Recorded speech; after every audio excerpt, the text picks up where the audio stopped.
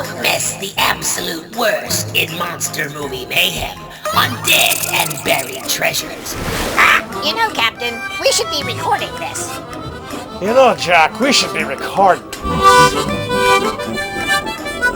This weekend and every Friday and Saturday night at 11 with our pre-show live at 10:30 on this Fright Network affiliate and our Facebook and YouTube pages, if you dare. Is it wrong that I want their autograph?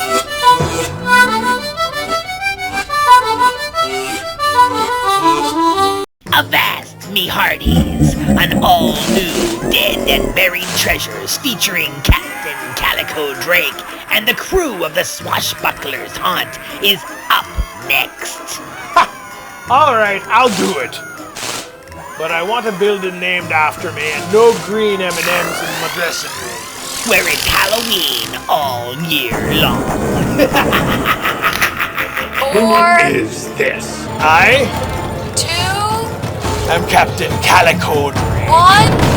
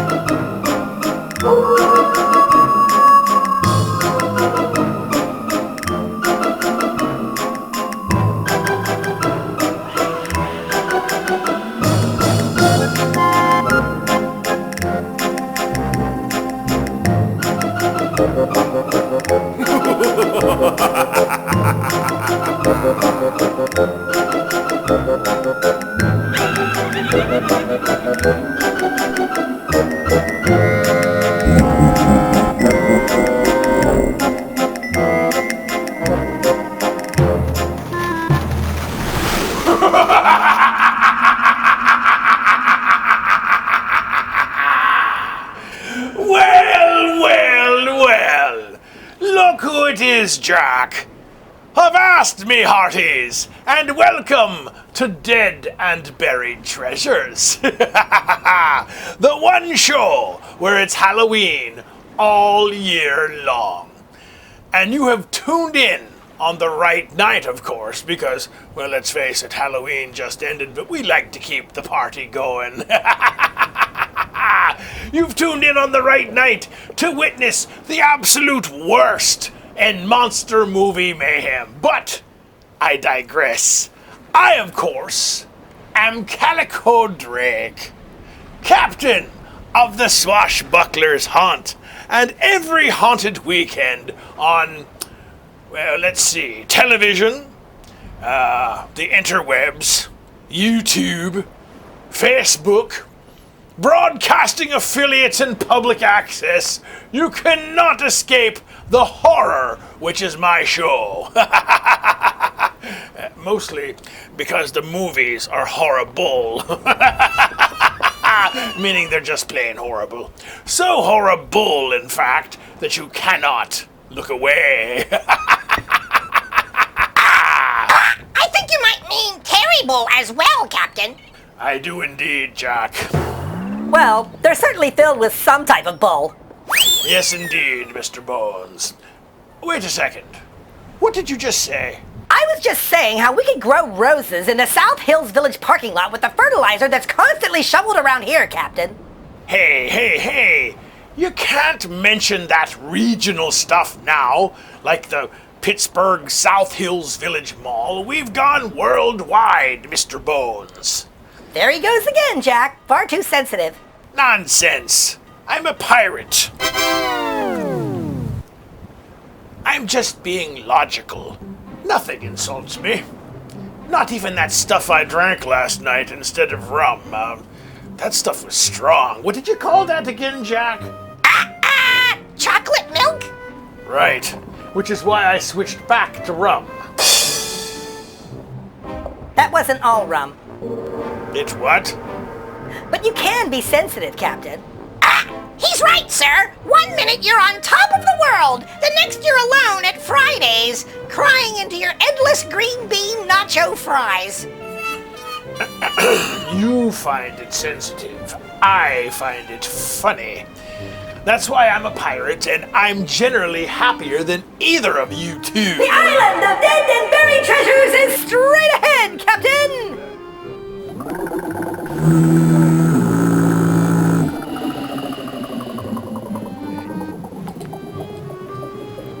Sometimes I want to hit you with my car.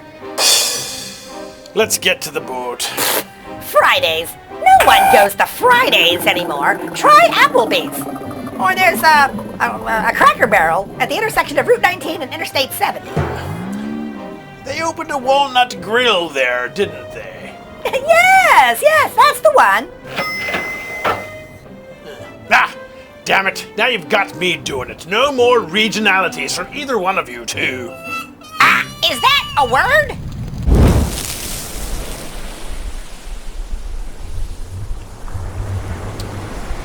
You know, Jack, understanding, of course, that this island is the center for all paranormal activity in the Atlantic Ocean, it still really takes your breath away, doesn't it? I'm still trying to understand how you drive a car, sir. Yes. It reminds me of that time that you wanted to name me nephew Frederick Umberto Drake. A beautiful name. Really? F.U. Drake. Now, only you saw it that way, Captain. And the doctors at the hospital, and the crew, and the cast of that play. Sir, they liked the name well enough. They were chanting it as you left the theater. Yes, they were, Jack, only they weren't making references to Frederick Umberto Drake.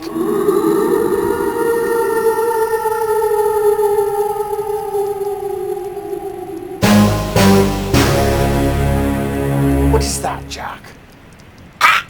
Dinner? No, not dinner, Jack. Well, with your stomach acid issues and reflux complications, I thought that maybe... It's something else, Jack, and it's coming from the catacombs, where the movies are kept.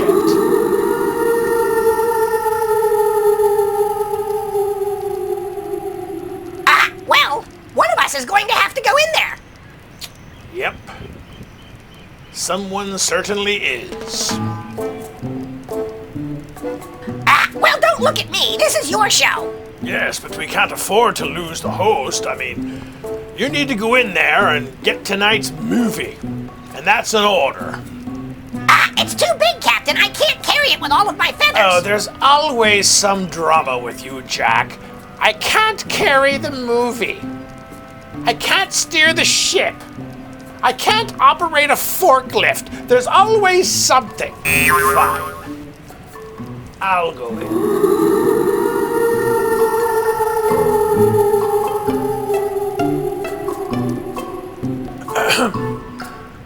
Are you sure, Jack? Yep. You search for it. You know, it doesn't really matter which one of us. What? Wait a second. Why do I have to search for the whatever the monster is? Who said it was a monster? It sure snores like one.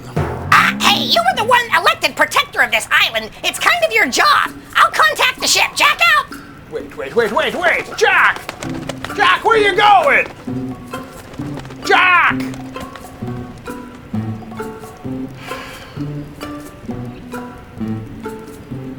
typical.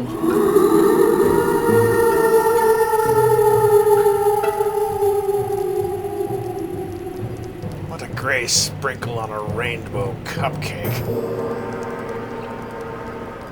Well, I guess it's the only way we get things started around here.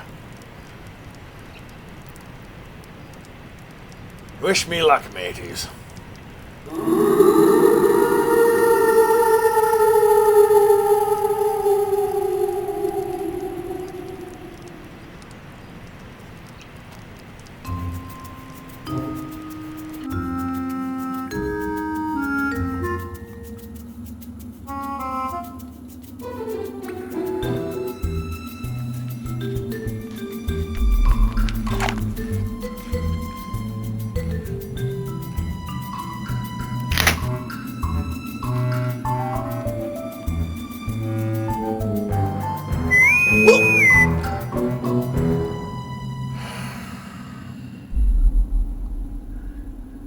What a fine way to run a railroad.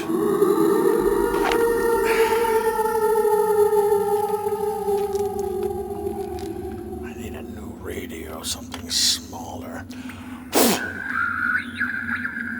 Drake here! Anything, Captain? Not yet. The roar is getting louder, but it's intermittent. Well, Mr. Bones has narrowed it down for you. So glad you're safe and secure back on the beach, Jack. Beach? Are you kidding? I already flew back to the ship, sir. Of course you did. Captain, I've discovered the source of the roaring noise, and it's in the very next catacomb chamber. Is it big? Undetermined, Captain, but this is probably where you need to start protecting yourself. So, start protecting. I guess that $18.99 bottle of port will have to wait. You don't have an $18.99 port, Captain. Well, I meant it cost $18.99. That's not the same thing. I didn't say it did, Jack. Is this how you two got this messed up? Do you mind? I'm about to be eaten here. I've never even been in that chamber. Well, now I know why.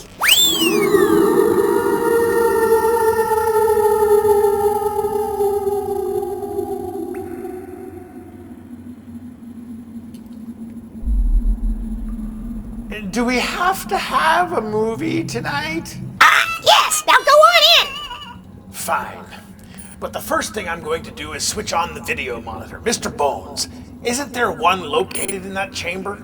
I believe so, sir. All you have to do is switch it on. All you have to do is switch it on. Why don't you come and switch it on? All right, I'm going in. Stand by.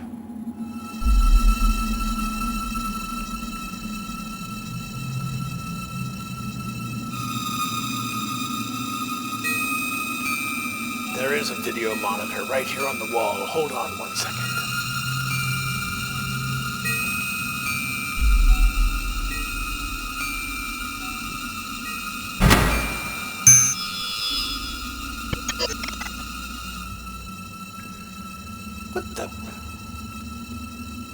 What the hell?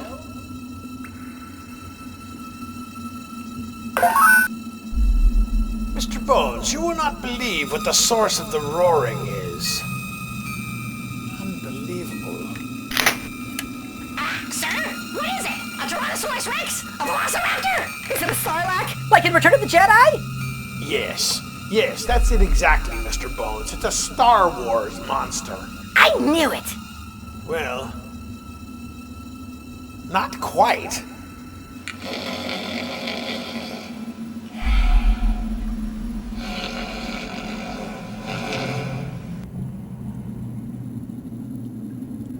The roaring isn't roaring at all. It's an old man sleeping.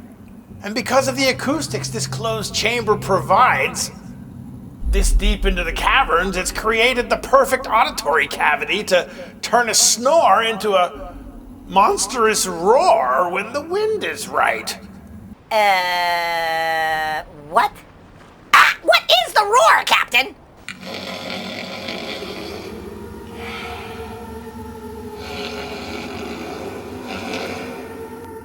an old man snoring. A what? Hey, you.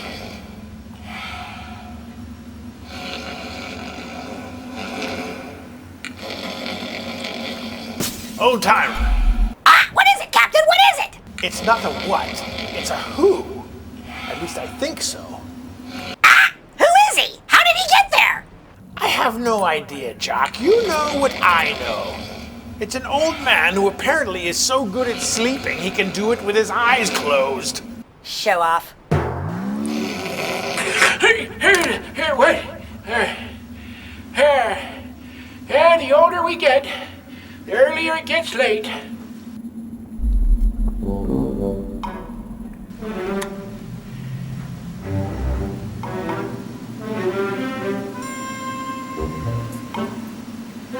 Old timer, are you all right?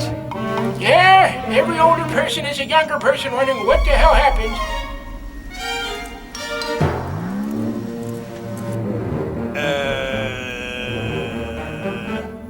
Who is it, Captain? It's a stripper, Mr. Bones. Who is he? How did he get there? Yeah, stripper. Yeah, the only pole I'm hanging on to is the safety bar in my bathtub.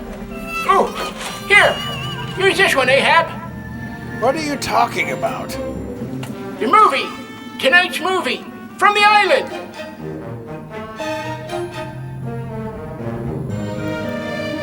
Captain, did he just tell you what movie to use? Captain, how did he know we host horror films? Who is that?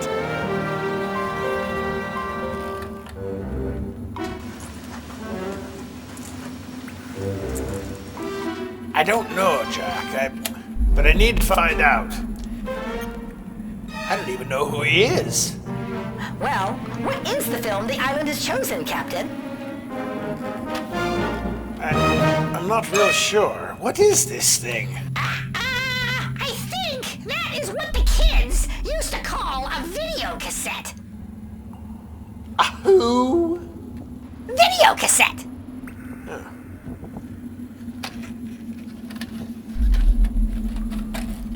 And what does be kind and rewind mean?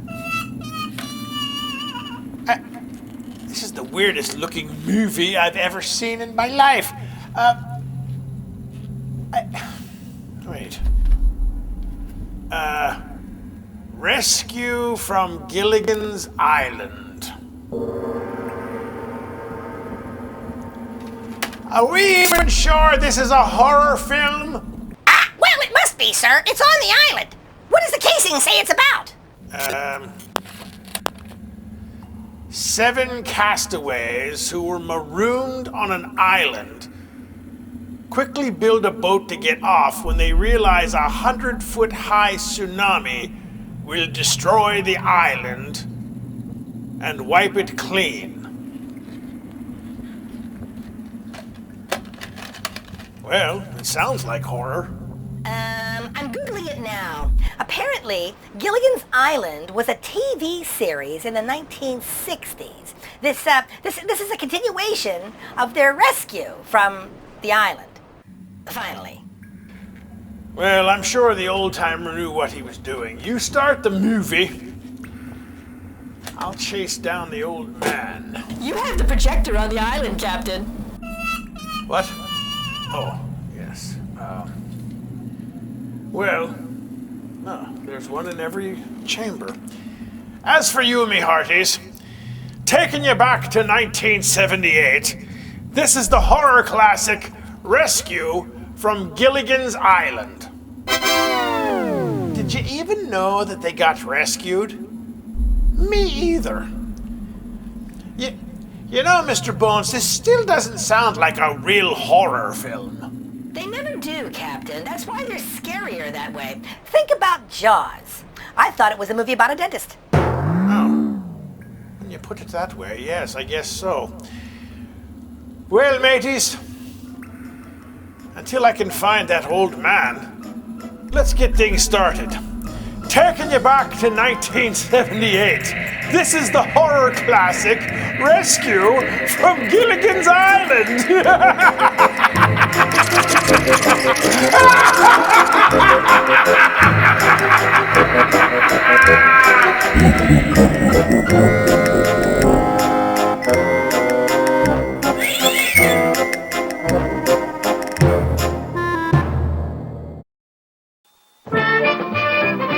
Just sit right back and you'll hear a tale of a fateful trip that started from this tropic port aboard this tiny ship. The mate was a mighty sailing man, the skipper brave and sure. 5 passengers set sail that day for a 3-hour tour. A 3-hour tour. The weather started getting rough, the tiny ship was tossed. If not for the courage of the fearless crew, the minnow would be lost. The minnow would be lost. The ship's aground on the shore of this uncharted desert isle, with Gilligan, the skipper too, a millionaire and his wife, the movie star, the professor and Mary Ann, here on Gilligan's Island.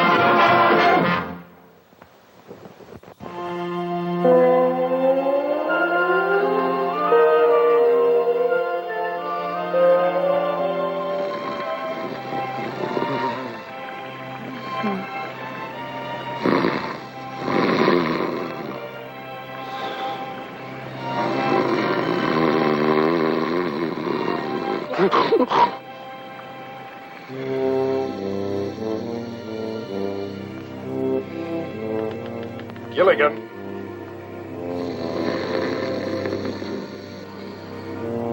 Gilligan!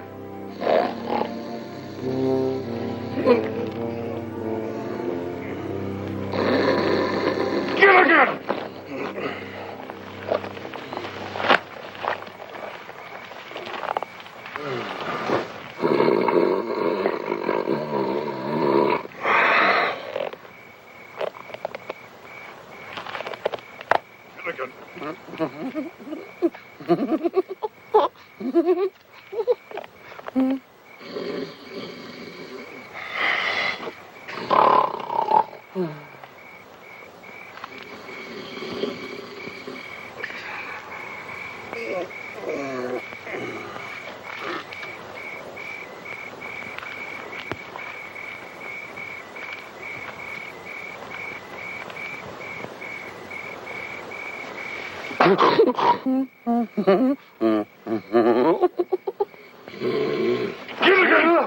What's the matter? I can't fall asleep with all that snoring going on. I don't hear anything. Gilligan, I want you to go back to sleep. And I want you to sleep without snoring. That is an order. Aye, aye, sir.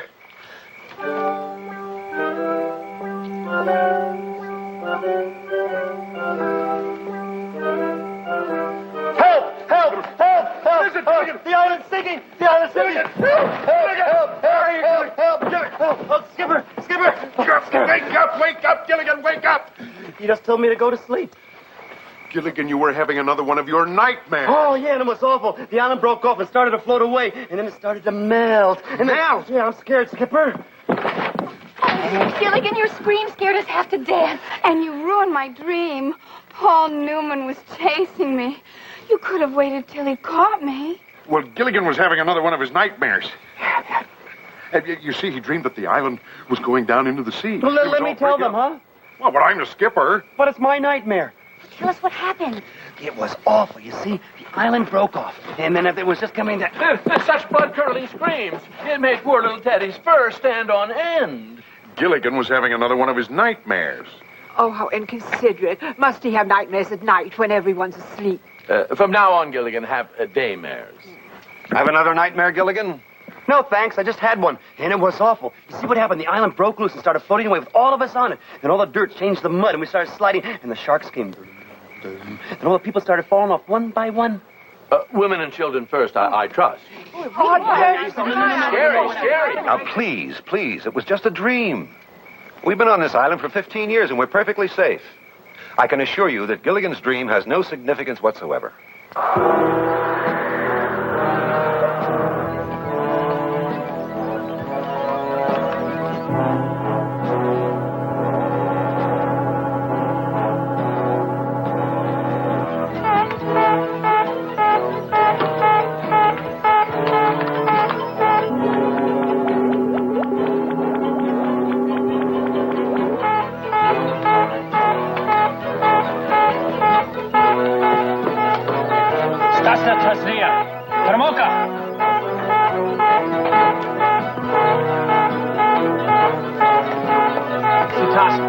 Razne Makolis. Odozno slidici.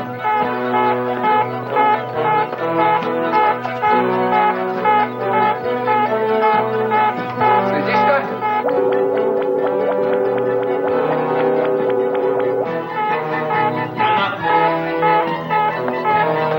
Odozno eto muhavit. Taktazne kanjot eti informati. Je kajno novaski. Eto spanika na rapak da kavori stako. Uniš šašebja.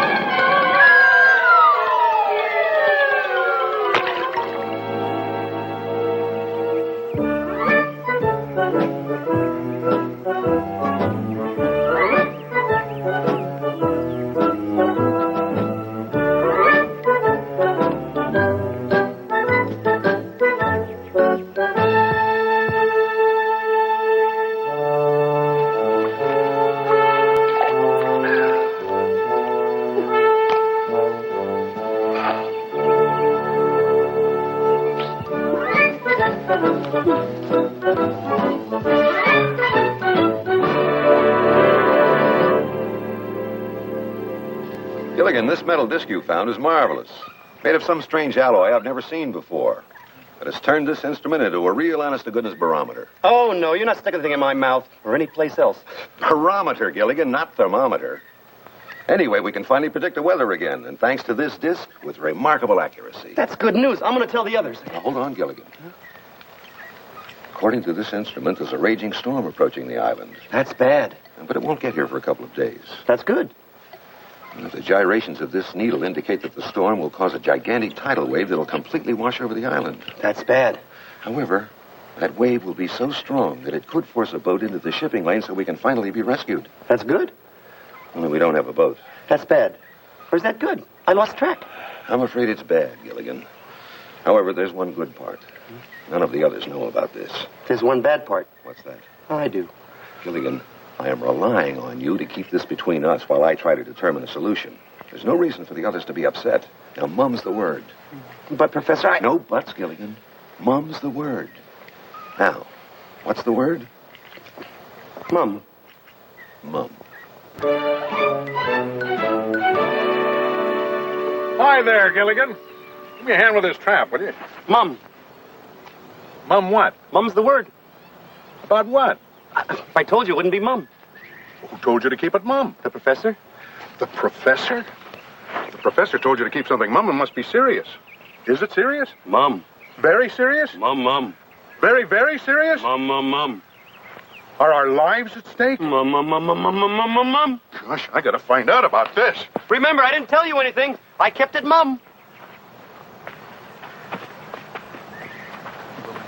Gilligan! Gilligan, what is going on? The captain rushed past us and he seemed terribly, terribly upset. We tried to talk to him, but he ignored us. Imagine ignoring the passengers, and he's only the crew. Well, if you know something, tell us. Say something. Mum. I'm not your mom, Gilligan. Well, I'm not your dad either. But speak up, my boy. I can't. The professor made me promise to keep it Mum. Now, you don't want me to break the promise to the professor, do you? To put it in words of one syllable, yas. Well, I always say, if a secret's not worth sharing, it's not worth keeping. I don't quite know what that means, but I always say it. I'm sorry, Mr. and Mrs. Howell. My lips are sealed. Sealed lips are a child's game. And now this, cash, that's a man's game. Just tell us one thing, Gilligan. Is it good news or bad news? Both. Well, tell us the good news. Bad news is for peasants. Well, it's kind of mixed up good news and bad news. We might be rescued, but there's a... Rescued? Rescued? Did you hear that, Lovey? Oh, a rescue! Oh, dear, what does one wear to a rescue? Perhaps something pale blue. If it's a gray ship, that should go nicely. Of course, darling, I must wear an evening dress. Well, to help us get rescued, I'd wear an evening gown myself. Strapless, you know what I mean? But how can that boy confuse a rescue with bad news? Rescue and bad you news. Know, he's always been bad news. Rescue? Bad news. Gilligan, you know what's going on. Mum's the word. Gilligan, I just saw the Howells, and they were talking about what to wear to a rescue. And something about Bad news. Do you know anything about it? You do know something about it. Ooh, you'd really like to tell Ginger all about it, wouldn't you? I know you would, 'cause you always like to tell Ginger your secrets. Now be a good boy. Tell me all about it. My lips are sealed. Sealing your lips is a child's game. That's what Mr. Howell said, too. Unsealing them is a woman's game. Hmm? Oh, I like your game a lot better than Mr. Howell's. Now, Gilligan, what is it that you were going to tell me? Mum's the word. What does that mean? Mum means mum.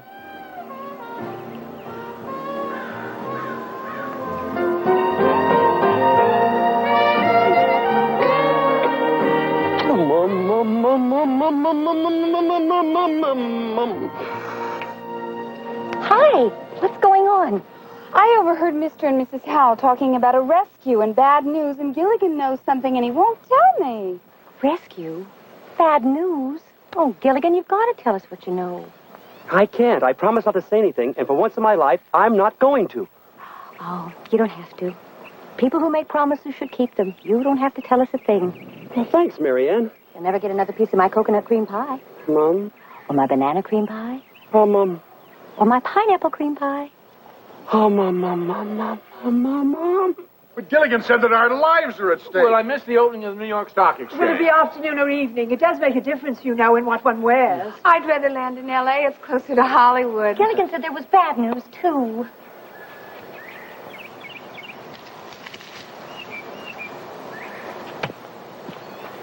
Mum, Gilligan?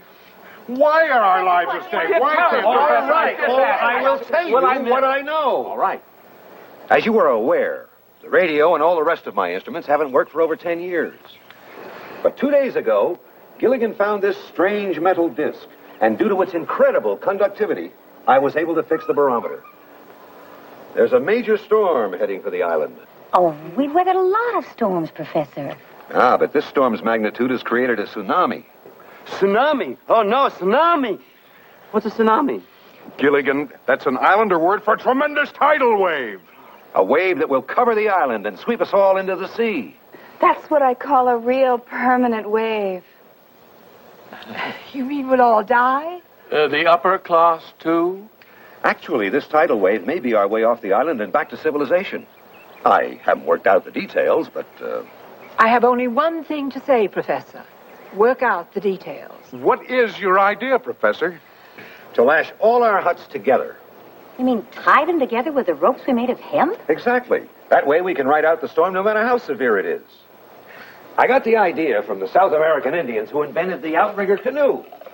The heavy surf would always upset their canoes, but they found that by lashing 3 canoes together, they'd stay afloat. That's a great idea, Professor. It's just a question of having enough bottom. If that's the question, Skipper, you sure got the answer. You mean, Professor, that you can make a seaworthy craft by lashing our huts together? Right. Well, congratulations. You invented a hutsboat. A hutsboat? I just coined a word. Thurston, coins are beneath you. Oh, it's just an expression, my dear. How much time have we got, Professor? 3, maybe 4 days at the most. What can we do to help?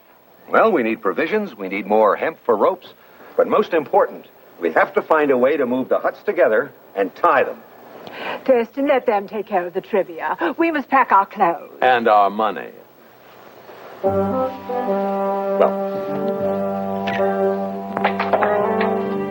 What seems to be the problem, Professor? Well, it's not fitting for some reason. Skipper, give me a boost. I can get it. All right, little buddy, put your right foot right in my hand and away!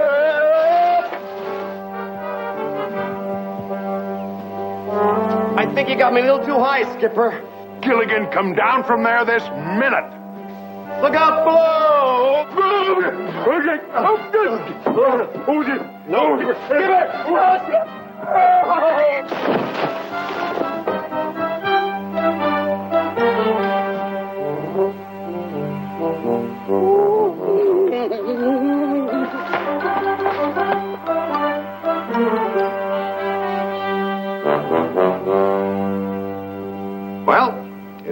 set, folks. I just have to synchronize the winch to the axle, and we're ready to raise the huts. Mr. Howell, do you really think he can put the 3 huts together? Well, I don't know. It's not my kind of merger. Oh, I do hope there'll be first-class accommodations. On the upper deck, of course. It's too bad Charlton Heston isn't here. We could use a good old-fashioned miracle. Well, gentlemen, I think we're ready. Skipper, you're the strongest. Good luck. Good luck, Skipper.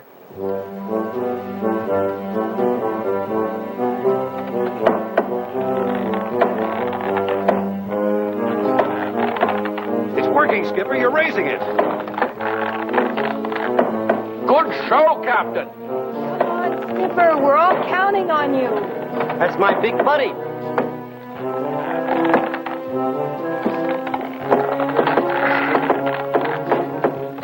That's it, Skipper. It's high enough. All right now, folks. We're all going to have to work together. Everybody. All right now, folks. Easy does it. We have to reposition the hut so that we can attach it to the others. All right? Right along that wall. That's it. Now, here we go. Huh? Bring it to me. A little more. A little more. Just a touch. That's it. We can let it down right here. Let me do it, huh, Professor? Gilligan, it has to be let down nice and easy. You can depend on me.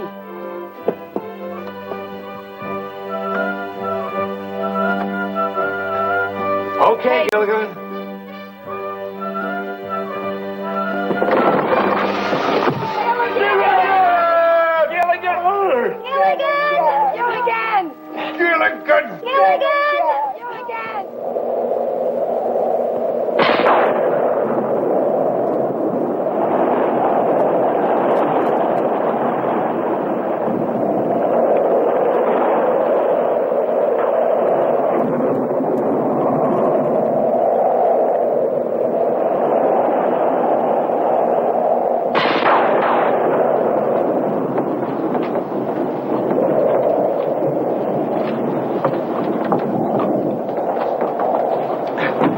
I got the rope tied around the hut real good. All right, good work, Gilligan. Now help me tie it off. Oh, yeah, do it in a shank sheep. A what? Sheep. Shank.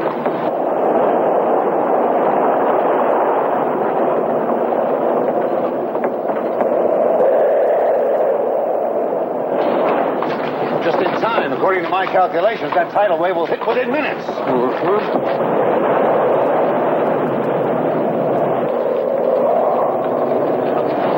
Mrs. Howell, we have to bind ourselves to these poles. When that tidal wave hit, these ropes will save your life. Oh, I'm sorry, Professor, but they'll wrinkle my clothes. There must be another way. Mrs. Howell, what is more important? Saving your life or wrinkling your clothes? Well... Just a moment, I'm thinking. Oh, all right.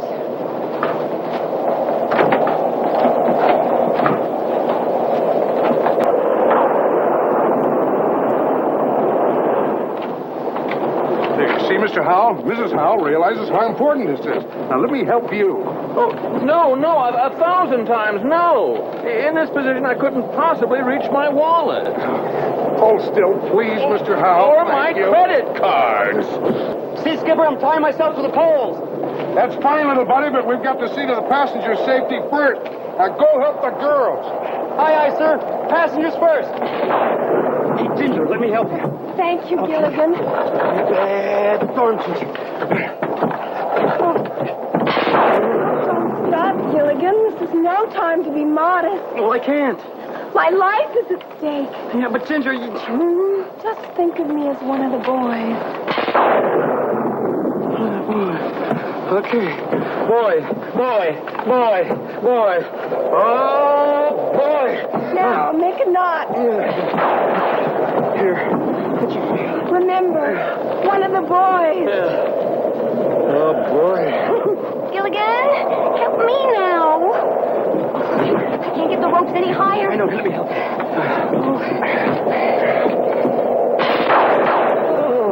Hurry up, we don't have much time. You tied Ginger. She's just one of the boys. Oh, well, think of me as your sister. Sister, that's a good idea. Yeah, sister. Oh, brother. Nice work, little buddy. Now lash yourself to a pole.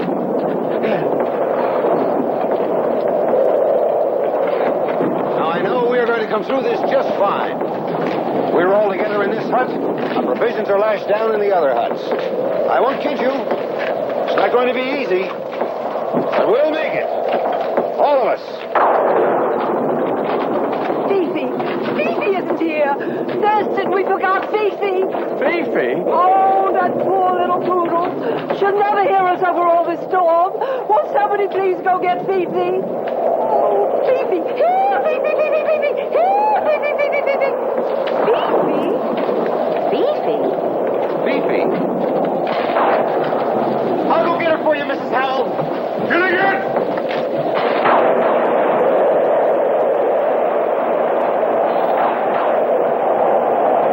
Thurston, do you think we'll find her in time? I doubt it, my dear. Oh, Thurston, how can you be so cruel? How can you say such a thing? Lovely, because we didn't take Fifi with us. Don't you remember? We left her at home. On the paper. We did? 15 years ago. Gilligan's out there, and I'm going after him. Skipper, you'll never find him in that storm. And he's my little buddy, and nothing's gonna stop him.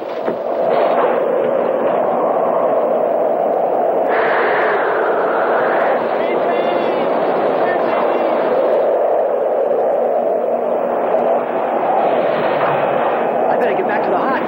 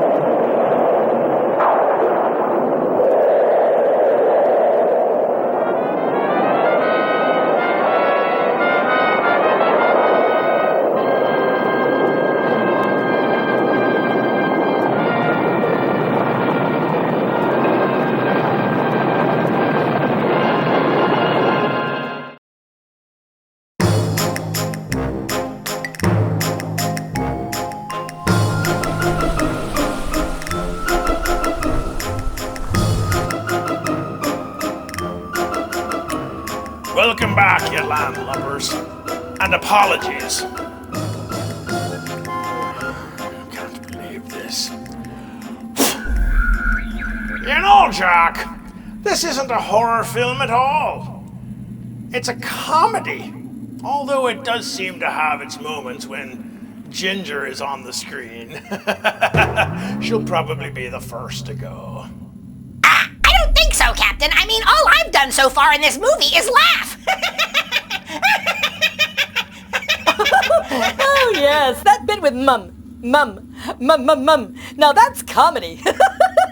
Much more so than on this show.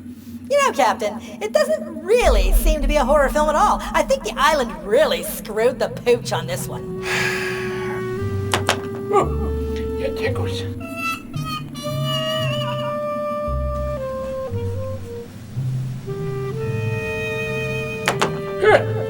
Who's your daddy?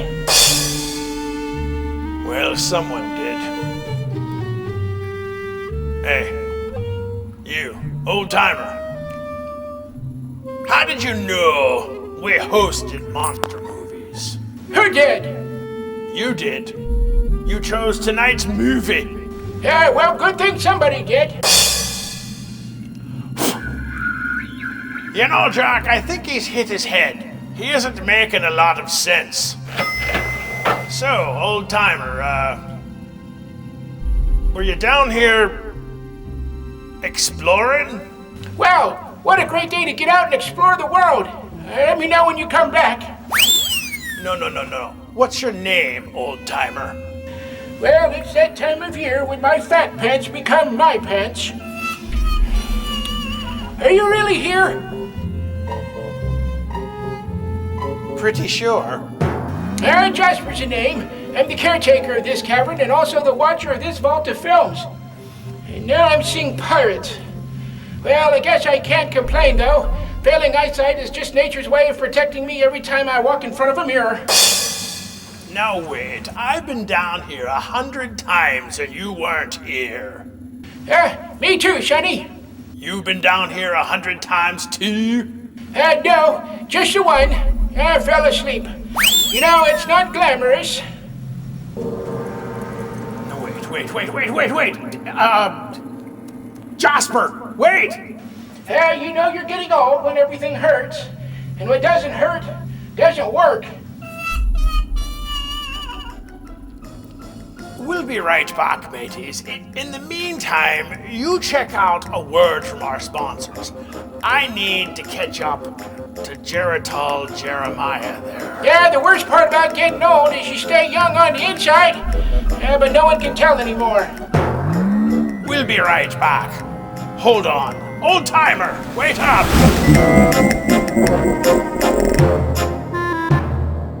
Ahoy, me hearties! I've never looked better! Presenting the limited edition Santa Drake decoder statue for the holidays. Now available through Phoenix Comics and Toys. That's right, me fiends. Now you too can get this limited edition collector's decoder of me, Captain Calico Drake, the host of Dead and Buried Treasures in all its holiday flair. But what's different about this decoder is it includes a completely different look with a Santa Claus stylishness, sure to warm the cockles of any cold heart, even that un'Ebenezer Scrooge. And boy, it's a scary one, Captain. Even the golden doubloon contained hidden inside is magnetic now, and the proof that you're a fan club member when proudly attending any convention to meet yours truly. And of course, me butt never looked better. Captain, stick to the script. What? Oh, yes. Apologies, mateys. If you're already a member of the fan club, you also receive a 20% discount on what's sure to be a hot collectible to our fans. Known as Variant Number 2, Santa Drake is only available until the end of January, but is the perfect gift for any pirate this holiday season. Get yours today.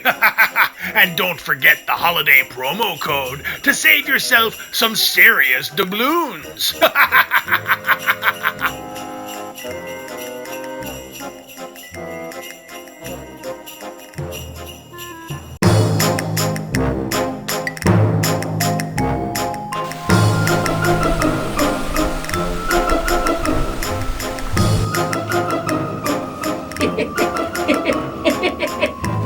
Wait a second, old timer, hold on. Jasper, old timer, wait! I just want a word with you.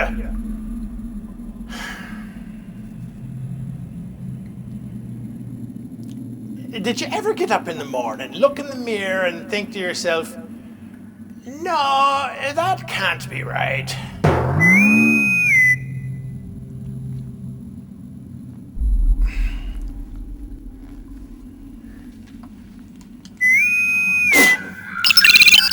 Yes, Mr. Bones.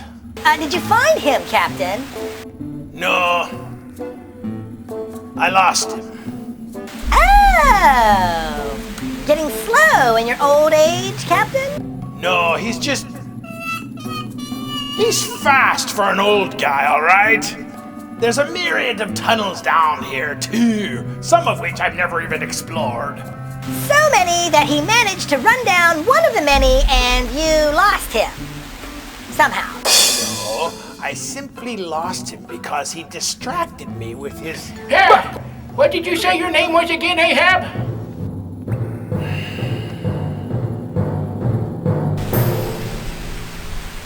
Drake. Calico Drake. I'm captain of the Swashbuckler's haunt. So what is that? Some kind of pirate-themed amusement park? Yes, at times. And you're the caretaker of this island? Yes. In fact, I planted the Tree of Life years ago in accordance with what Calypso's wishes were. Calypso? Yes. Back in the day, Calypso was a beautiful sea goddess. Look, I'm sure that's important somehow, but how is it I've been protector of this island for over 3 years and I've never seen you before? I don't know. You're stupid? That would be my first guess. Look, Chester. Jasper! Jasper. Yes, Calypso. She was also the daughter of Atlas. In the days of myth and legend, the beautiful Calypso ruled the seas, and all the sailors both loved and feared her, even though she too had mortal blood. I'm familiar with the legend, and you are the concierge of this island. That is just too hard to believe. Well, I have a saying that's got me by all these years.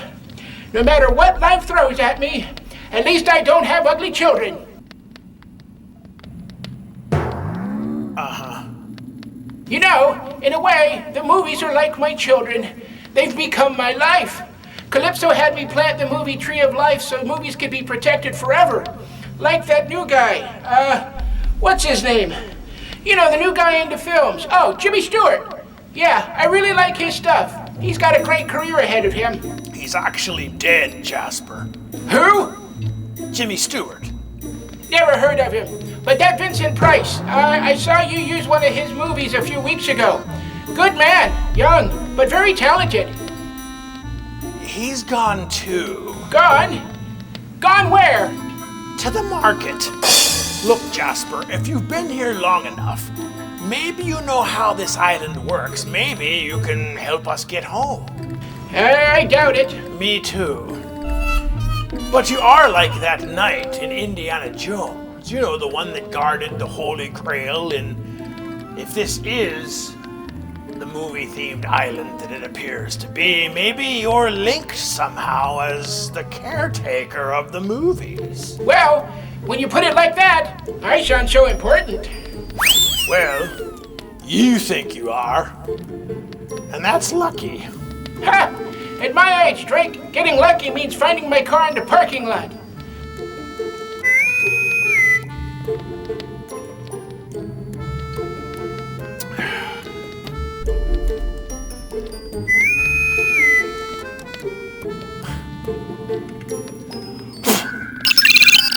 Drake here. Captain, have you made any headway with the old man?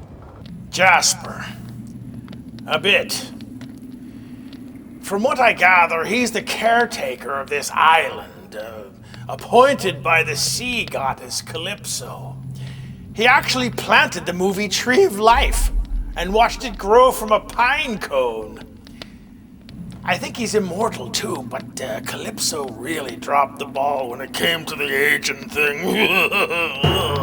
Well, I just wanted to warn you that you might want to delay your return to the haunt. A tropical storm is approaching, and you might want to wait until it passes.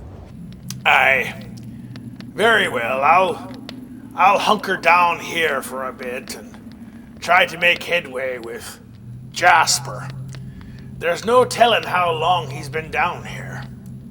Captain, did you ever notice that the weather seems to mimic whatever film we're hosting? Yes, but you better hope it doesn't happen this time because the castaways on Gilligan's Island escaped a typhoon and a tsunami. Jack, keep your eye on the weather. Aye, sir. I'll keep pushing him at what he's doing here.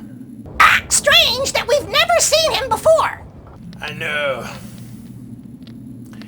Twinkies and ho-hos may be a thing of the past, but the world will always have ding-dongs. I'll be in touch.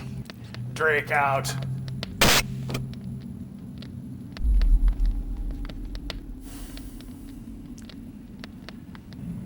And speaking of ding-dongs, you ding-dongs, let's get you back to the movie. The original cast of Gilligan's Island, when they're finally rescued. When we last left our heroes, a hurricane swallowed the island and a 100-foot high tsunami buried it. I guess we'll see if they survived it. Let's get you back to rescue from Gilligan's Island. Ah, yes, Gilligan. I love that Gomer pile. I'm glad he was finally rescued. I think you've got your shows crossed, Jasper.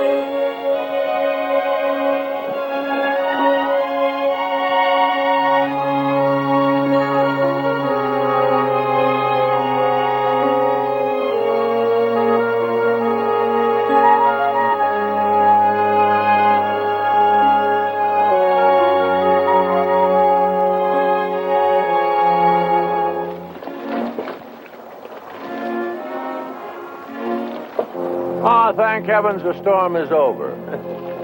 I think I'll take a look around and see if the island has suffered any damage.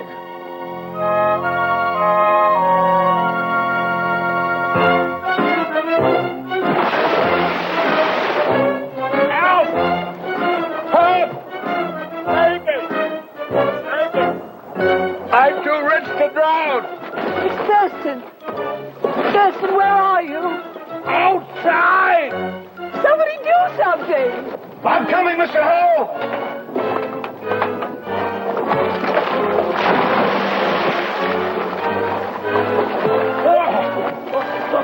Mr. Howell, I should have warned you about that first step. It's a trifle damp. All right, here we go. Hey, give me your hand, Mr. Howell. Good. Oh, darling, why didn't you swim? Oh, I can't. Remember, Lovey? I had the butler take the swimming lessons for me. Oh, Professor, you were right. We're at sea. We might even be in the shipping lanes. Maybe we can be rescued. Maybe by a 6'4" Marine. You were so right, Professor. Lashing all the huts together did help us ride out the tidal wave. And we're all safe and sound. Gilligan! Gilligan! Gilligan? Gilligan! Gilligan! Gilligan! Gilligan! Gilligan! Gilligan! Gilligan! Gilligan! Gilligan! He's not here! If anything happened to Gilligan, it's all my fault. You mustn't blame yourself, Lovey. But I sent him out to look for Fifi. Who else could I blame? Well, I don't know, but certainly not a howl. Oh, it's all my fault. I should have gone after my little buddy in the first place. Oh, you tried, Skipper. You tried. I'll never forget how he tied me up and saved my life. My little buddy. That brave, brave boy. Inside that skinny little lad was a heart the size of Fort Knox. I'll never forget Gilligan. I think we should all take a few moments and remember him in our own way.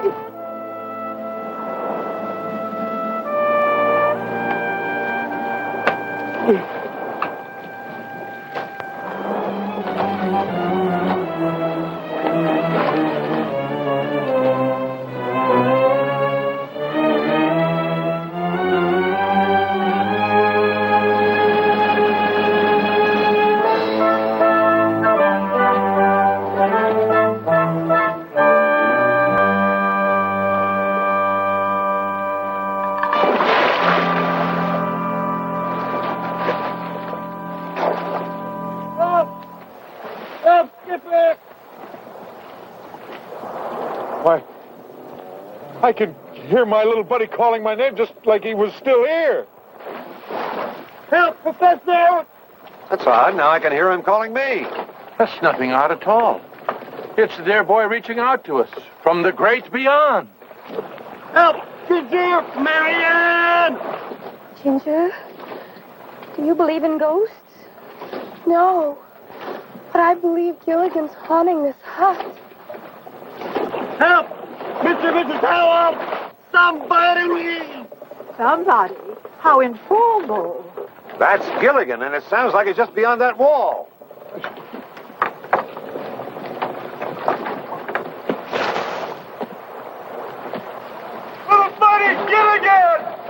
He's out there, everybody, and he's okay. Oh, Let's go back.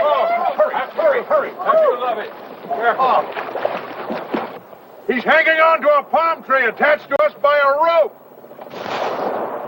Gilligan! Let's enlarge the hole and pull him in. Well, stand back, Professor. If my head made this little hole, I know how to make a great big one.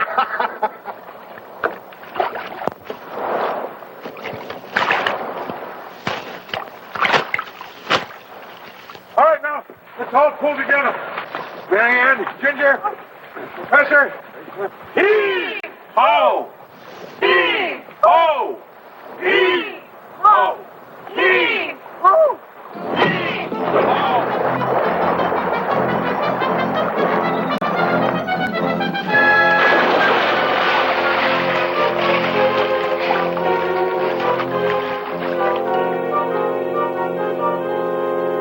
How'd you do it, little buddy? How'd you wind up in a palm tree? I was out looking for Fifi. I was going to hear Fifi here. This is how you didn't bring Fifi. Oh, I'd forgotten, Gilligan. But the important thing is that you risked your life. And that was very gallant of you and should be rewarded. Thurston, buy him something. A Congressional Medal of Honor. I'll do even better. Buy him Congress. Well, we're all very proud of you, little buddy, but you haven't told us what happened. Well, Skipper, what happened was I was out there looking for Fifi, yelling, Fifi. This wind started coming really strong. Then the thunder, and the lightning, and then the rain was coming sideways and straight. And the wind was blowing so hard it bounced me from palm tree to palm tree. Boing, boing. And then I remembered Mrs. Howell didn't bring Fifi, so I started back for the huts, and I looked up, and I saw this giant wave as big as a mountain. So I looked around, and I grabbed this rope, see, and I lashed myself to a palm tree like this. And then I looked up, and the wave was there, and it came down, and it was a big jerk.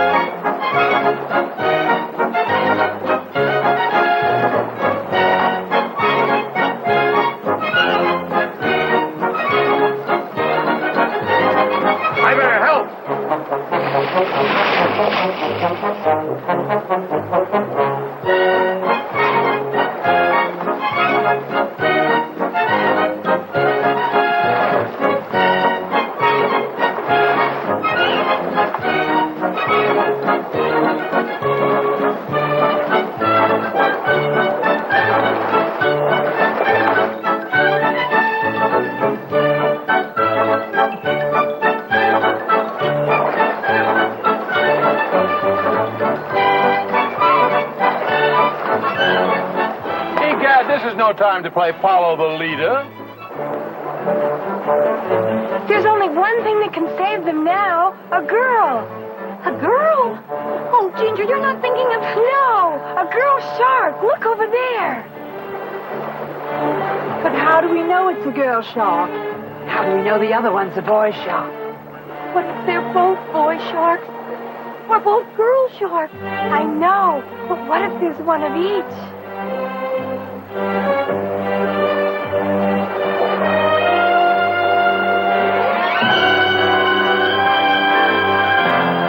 The shark let go of the rope.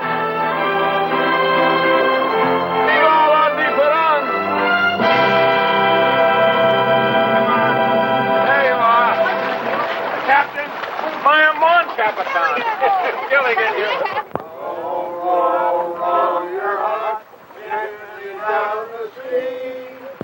Merry, merry, merry, merry, life is so dreary. Thurston, is this what they call work? I'm afraid so, my dear. Good. It's about time we learned how the other half lives. Row, lovey. Oh, I can't row anymore. My hands ache, my arms ache, even my aches ache. Oh, when I get back to the farm, I'm going to have to milk the cows standing up. How about it, Professor? Are we making any progress? Well, we've been rowing for over 2 days, and as near as I can tell, we've completed a circle. A circle? You mean we're right back where we started from? Exactly. I thought those waves looked familiar. Captain, can you give me one good reason why you haven't hoisted our sail? Yes, Mr. Howell, we don't have a sail. Can you give me another good reason? Mr. Howell, we can't even make a sail. All we've got are the clothes on our backs. I'll donate my dress to make a sail. Yes, and I'll donate my shirt. Skipper, why don't you donate your pants? We can fill them with air and fly to Hawaii. Very funny. Thurston, I think it's time we made the supreme sacrifice. You're right, my dear. You have permission to use the Howell clothes. Run up my dinner jacket.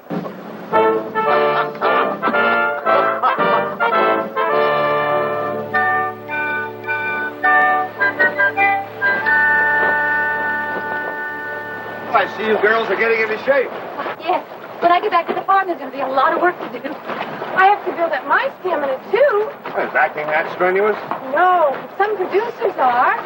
Darling, what's the first thing you plan to do when we arrive in civilization? Kiss Wall Street.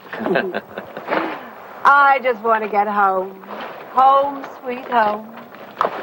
And I know exactly what I'm going to do the first day. What is that, my dear? Count the servants. They haven't been paid in 15 years. Some of them may have left. Well, in that case, good riddance. One thing I can't stand is disloyalty. Skipper, bet I know what you're thinking about.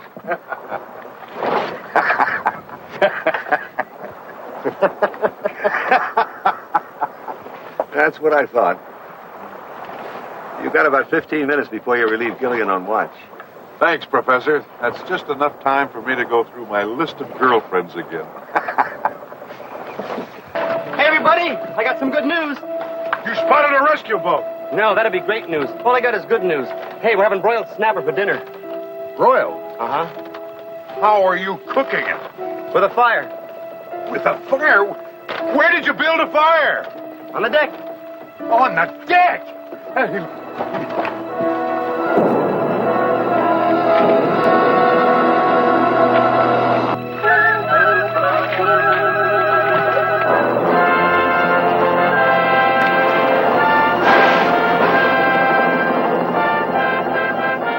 Of all the dumb, idiotic, thoughtless things that you've ever done.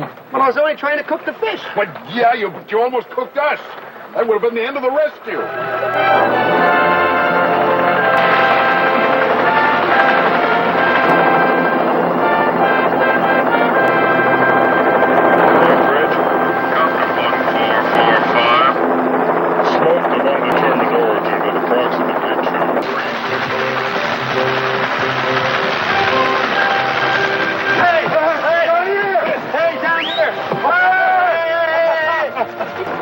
Ahoy down there! The Coast Guard cutter is on the way. Good thinking, folks. Starting that fire saved your lives. We never would have seen you without that smoke. I'll stay with you until the cutter arrives. If you're okay, wave.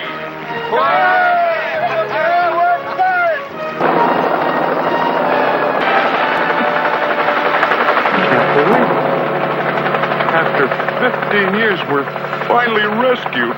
Rescued. Rescued. Rescued. Rescued. Rescued. Rescued.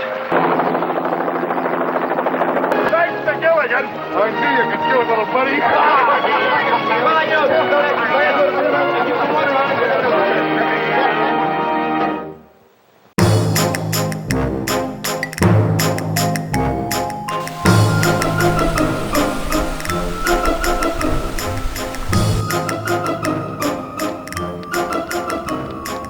Welcome back, mateys. I still can't believe we're watching this movie on our show. Believe it, Ahab. It was stuck in my Betamax for quite some time. Figured somebody else might as well enjoy it. How long was it in there? Only since the 90s. I highly doubt that. Well, you're probably right. I thought so. Yeah, more like the 1890s. So, old-timer, let's forget about the dancing sharks, the fact that the professor made a barometer out of coconuts and hemp. As protector of this island, you say I have to go through some rites of passage or something? How would I know? You said so, and Calypso assigned you as the caretaker. Look, Drake, when you're 20, you only care about what everybody thinks about you. When you're 50, you really don't care what anybody thinks about you. When you're 80, you realize nobody was even thinking about you in the first place. And when you get to my age, how old am I again? Why are you asking me? Asking you what? My God, you're old. Old? You know you're old anytime you have to put in your birth date in one of those smartphone thingies, and you get to the year and you have to spin that sumbitch like you're on The Price is Right. So you do have TV here? Oh, yes. I have all the pleasantries here. I have TV and liquor and music and more liquor. Liquor? Now you're talking. So do I have to choose something wisely or drink from some chalice or something to prove that I'm worthy somehow? Well, let's find out.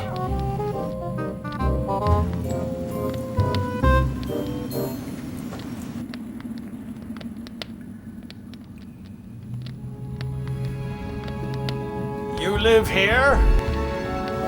That's right. This is where I live.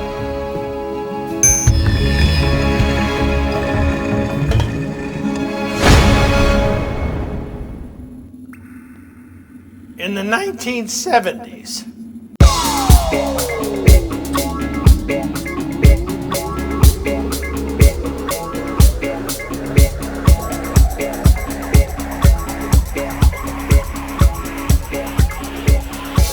This is where I live. That's right.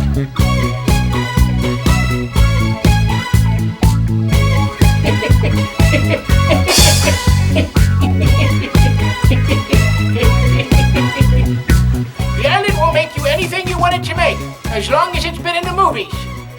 Yes, I've experienced that. You have? Yes, the Bat Cave, the Pyramids of Egypt, and apparently you have caused it to make John Travolta's bathroom.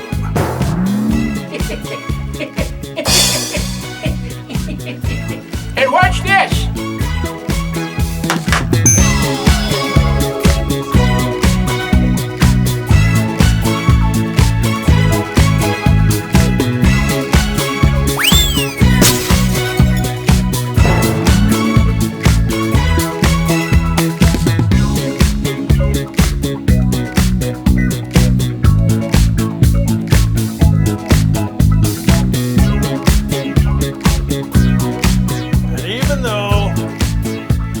Been here for God knows how long. You have all the pleasantries of life, anything you want, and you choose disco. Well, I did choose that cantina from Star Wars, but I couldn't create a bathroom big enough for that hammerhead guy. Man, if you thought his head was big, you should have seen the size of his... No need, Jasper. Ego. I did choose a nice 1836 Cabernet I got snorkeled on back during the Great Depression. The Depression? Wasn't that in the 1930s? You've been around for that long? I have? Well, that was probably because I was depressed. You know, when it comes to liquor, I don't forget a thing. I see. Or I forget everything. I can't remember. Let me give you some advice. If you ever toot in public, yell turbo power and walk faster.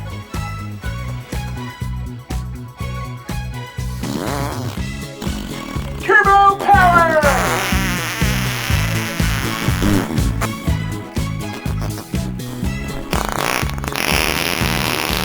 He's like a cartoon.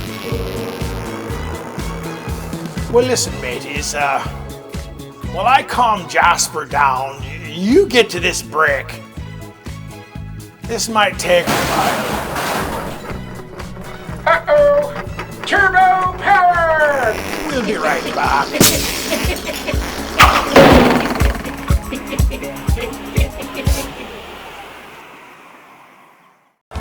It's the Pirate's Booty, our after show, seen immediately after Dead and Buried Treasures ends. Captain Calico Drake and series creator Eric Sprouse take your calls for up to an hour, answering questions about the series or whatever's on your mind about the Swashbuckler's haunt, the club, convention appearances, and much more. That's our after show, the Pirate's Booty, taking your booty calls till the wee hours of the morning, immediately following Dead and Buried Treasures on most affiliates. Phoenix Comics and Toys has done it again. Hi, Decoder's here! Yar, me hearties! The Dead and Buried Treasure Fan Club is now accepting new crew. Wow, that is embarrassing at H7. Each fan club kit contains one decoder statue with a secret compartment containing your doubloon, one autographed photo of the captain and Jack, and one welcoming letter. Yar! My gold doubloon! Decode each episode's code for a chance to win prizes. Yar! Set sails to Etsy and Facebook to order yours today. Yar! Buster, your brother needs to use the bathroom. I'll be right out, Dad! Lovers.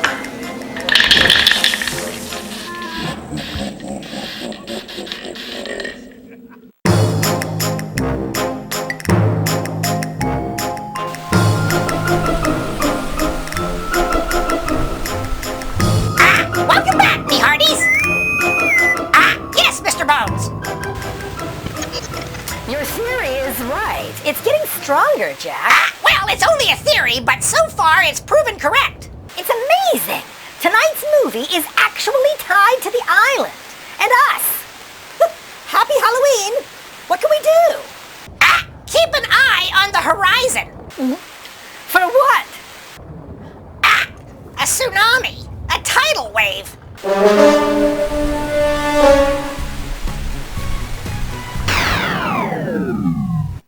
Welcome back, mateys. Jasper was telling me about choosing wisely and me destiny before he became all flighty.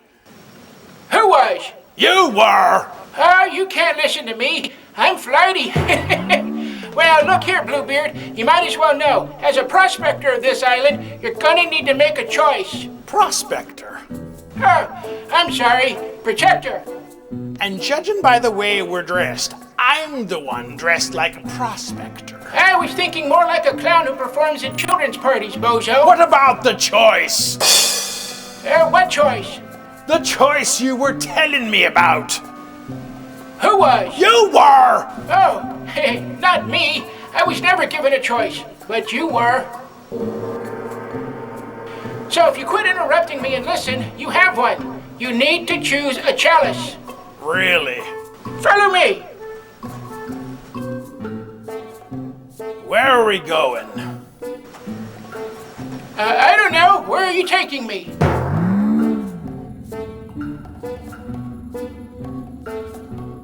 Here it is. Here what is? You need to choose one of these particular goblets and drink from it to prove yourself worthy to the island. To prove yourself as its protector. Like a condom. You know, none of this was mentioned to me when I took this job. And what if I choose poorly? Do I age rapidly or something? No. Why would you do that? I don't know. I just thought that... What's wrong with you? It's dirty in here. Well, what did you expect? You're on an island. You come from dust. You'll return to dust. That's why I don't dust. It could be somebody I know. Now, you choose a cup, drink some whiskey from it, and then the island will proclaim you as worthy or not. Oh, yes, the island will. Will what? Fine. So I choose a cup.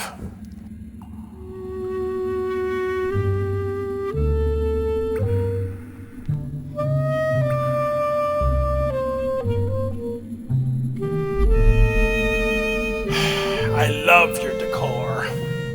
You have coffee cups here that are just tacky. Yes, thank you. Here we go.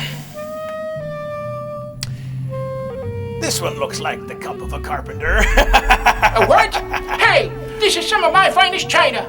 This one says I like her butt. I know. I did like her butt. Calypso was hot.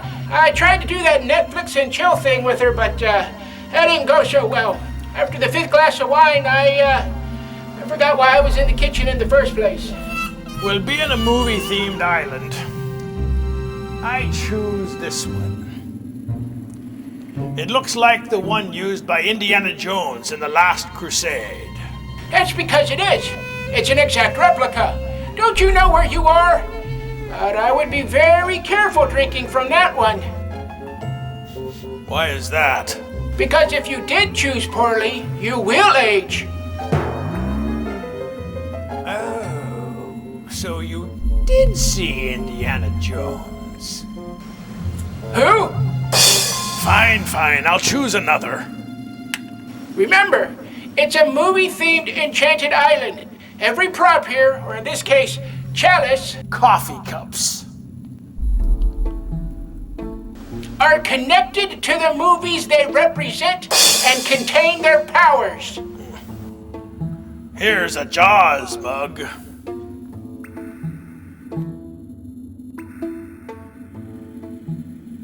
Yeah, I better not use this one. Good move. Everything on the island is enchanted. So is every choice. Every chalice is connected to the movie it was used in. Like magic. There's a reason we're doing this. Remember, I'm rooting for you. Right. How about this one? Better than the last one you just had in your hand. The Jaws one? I can only imagine. No, the one that Norman Bates poisoned his mother with in Psycho, numbnuts. As I said, it's connected.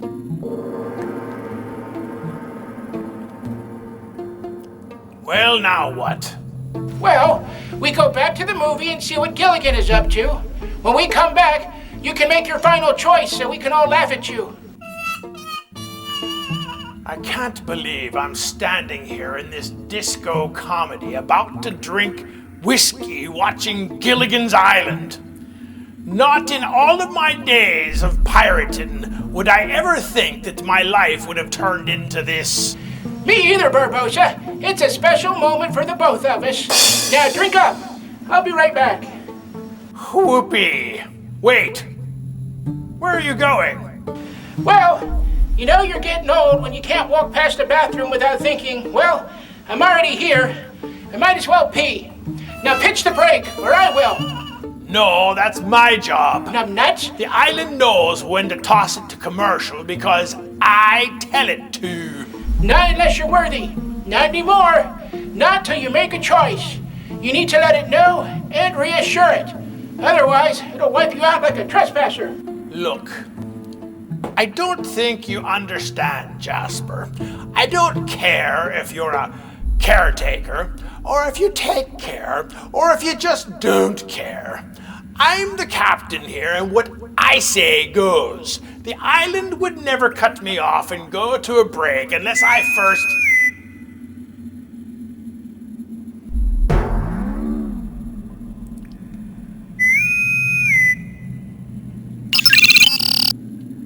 Yes, Jack. Captain, I have good news and bad news. What is it? Well, it's a good thing we stayed anchored in the bay because it's really getting rough out here. Really? Good. What's the bad news? Tonight's movie is, of course, connected to the island, and by that measure... There's a 30-foot tsunami approaching us, Captain, about 90 miles out and growing. What? Yes, sir, a tsunami bigger than Utah. That's big. At that size, it will wipe out the entire island and us. if we don't leave within the hour. That's bad. Like a trespasser, I told you. We told you. Should I make preparations to leave? Write it out? If we do, we abandon the island. I'll get back to you. Sir? For now, make the preparations. Batten down the hatches. I'll get back to you. Drake out. Sir, I need to tell you about... Like a trespasser, I told you. Well, mateys, let's get you back to rescue from Gilligan's Island before I can't. I need to find Jasper.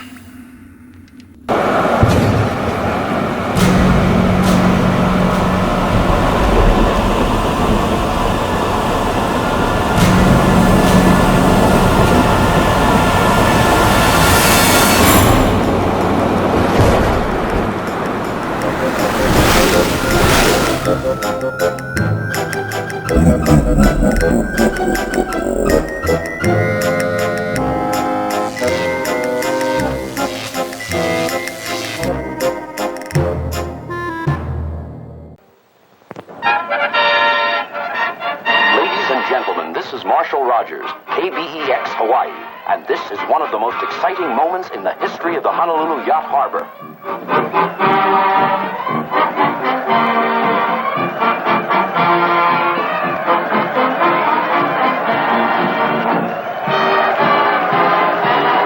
After 15 years on a tiny uncharted island somewhere in the Pacific, the 7 castaways have finally been rescued, and they're on their way back to civilization.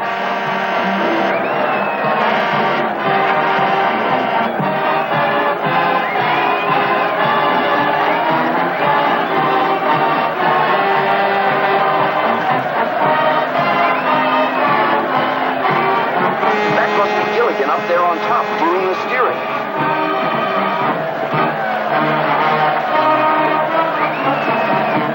Thousands of people have gathered here to welcome the passengers and crew of the ill-fated minnow shipwrecked so long ago. Here they come into the marina now, rescued in the very huts in which they lived on the island.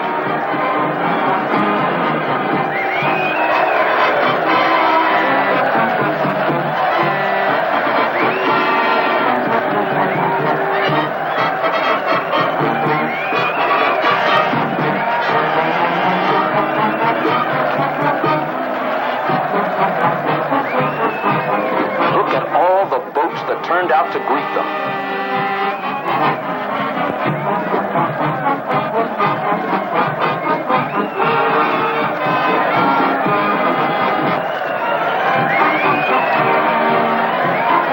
And the fireboat giving them a real hero's welcome.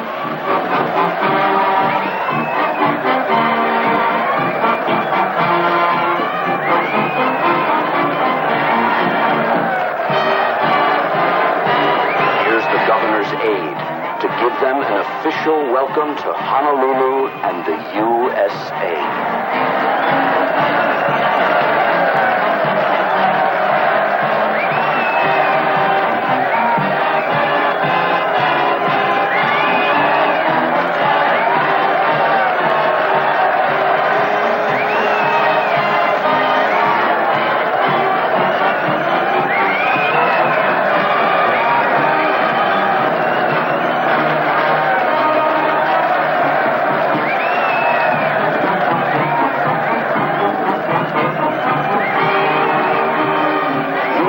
Photographers are swarming all over the place trying to get a glimpse of the happy group missing for so many years.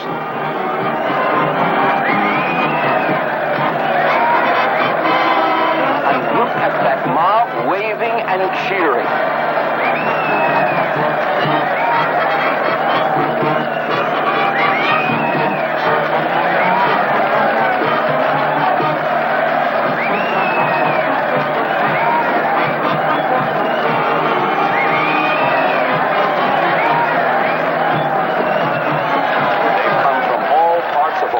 To say aloha to the long-lost castaways.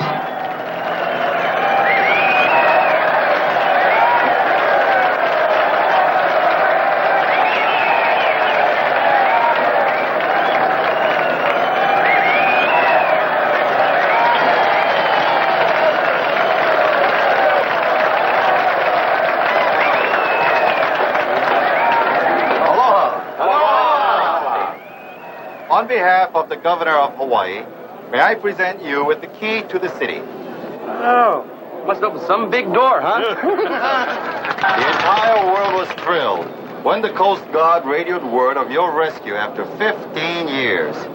Telegrams and calls have been pouring in.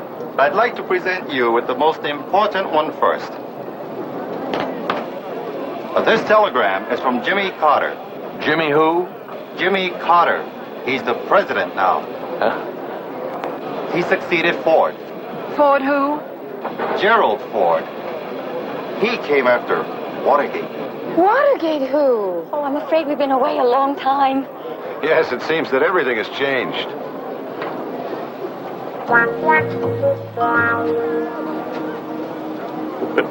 I'm certainly glad that some things haven't changed. Thank you. I'm sure glad things haven't changed either. Tell me, Gilligan, how does it feel to be found? It sure beats getting lost.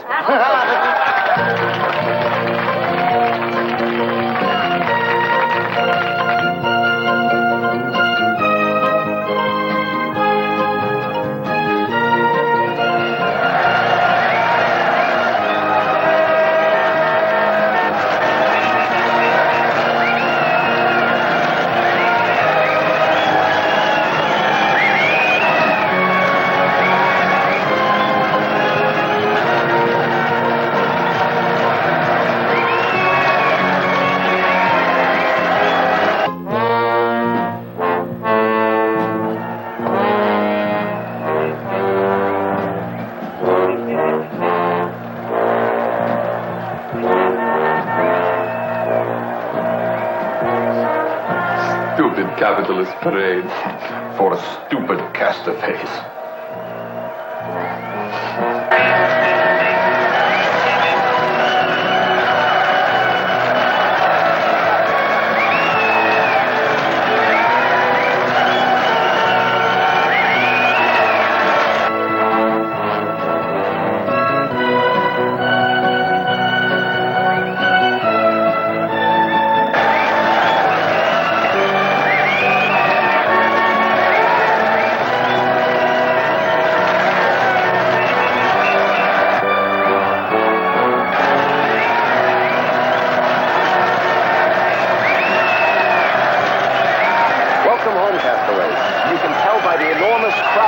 That the country is delighted that you have finally been rescued.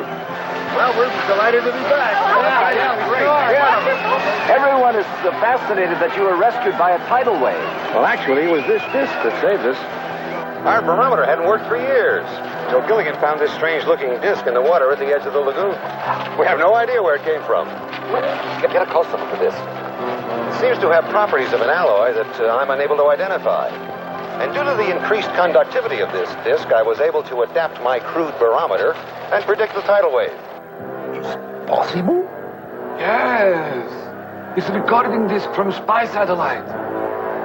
Must notify Chief of Secret Police immediately. You stay. Find out what you can. And so this disc turned out to be a truly good luck charm. That's why the rest of us decided that Gilligan should keep it. And I'll never take it off, ever. You're all back here in civilization. What happens now? Well, the fact is, later on, we're going to all get together for a great big Christmas reunion on my new boat.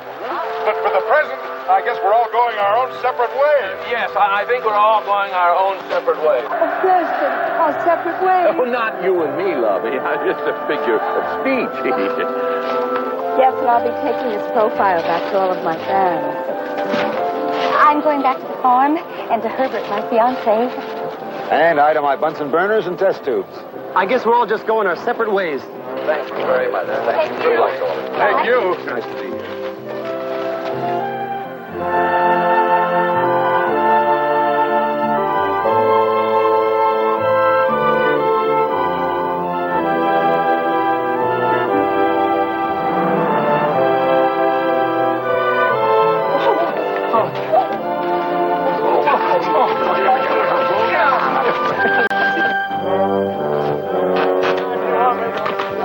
We are ordered to recover disc at any cost.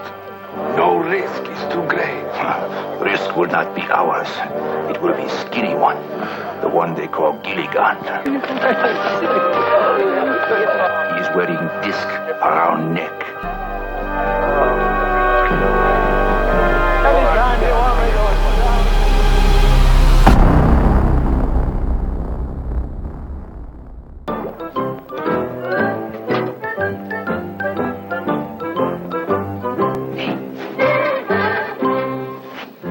Why did you tap me on the shoulder? Because I didn't want to talk and bother you. I finished varnishing the chairs. That's very good, Gilligan. Now, why don't you go topside and start working? That way you won't bother me anymore. Aye, aye, sir.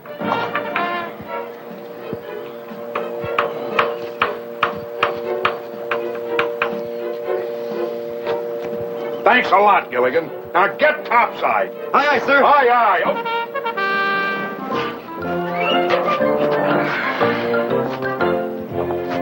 Just think, Gilligan. When the check comes from the insurance company today... Then we can pay off the balance and the minnow 2 is ours. Ours? Well, can't I have a little teeny-weeny piece? Okay, you can have a little teeny-weeny piece. Thank you, partner. Partner. Just keep working up there. We've got to be ready for the start of the charter season. Aye, aye, sir. Just think what we missed during the past 15 years. 3 different presidents, astronauts walking on the moon, and miniskirts.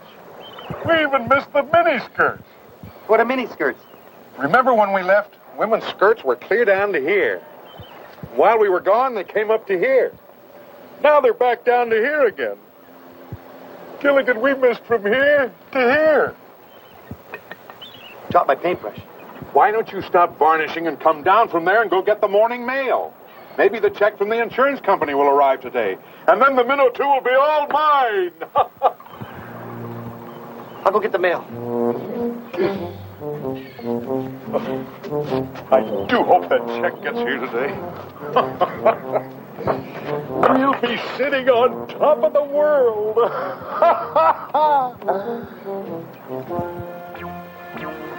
Gilligan!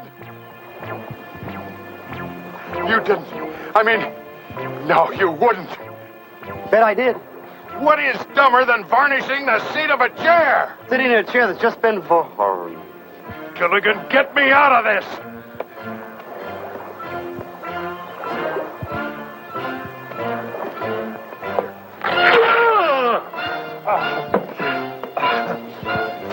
Gilligan, go get the mail, because if I see you in my sight, I'll...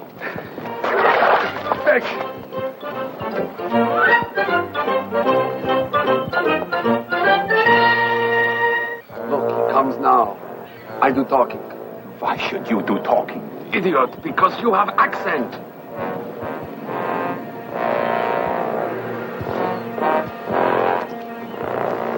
You are sailor? Yeah, I'm first mate in the minnow 2 and a very teeny little partner, too. We are sailors also. Both of us. Nice necklace you're wearing. It's my good luck charm.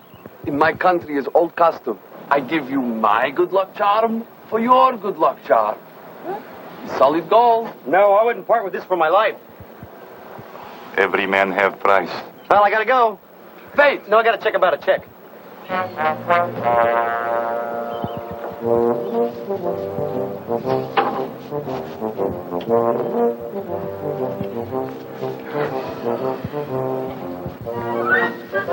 Skipper!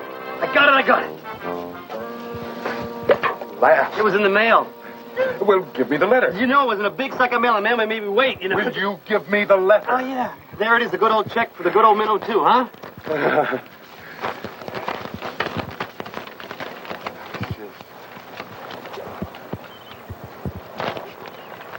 There's no check in it. Why not? Why not? Why not? Even you could understand that. It's written in English. It's as plain as the nose on your face, all the whys and wherefores. Can't you understand that? I can get past dear sir. Gilligan, it says here that the insurance company will not pay me until I can prove that the shipwreck was not my fault. Don't they trust you? Gilligan, it's not like we were back on the island where we all trusted each other. We're back in civilization, dog eat dog. It was never dog eat dog on the island, except for Pee-Pee, and she wasn't even there. Right. Well, at any rate, I can't collect my money until I can get everyone who was on board to sign this affidavit and swear that the accident was not my fault. Now, you're going to be the first one. Here's a pen. I'm going to sit right here. You use my knee to write on and sign that, Gilligan.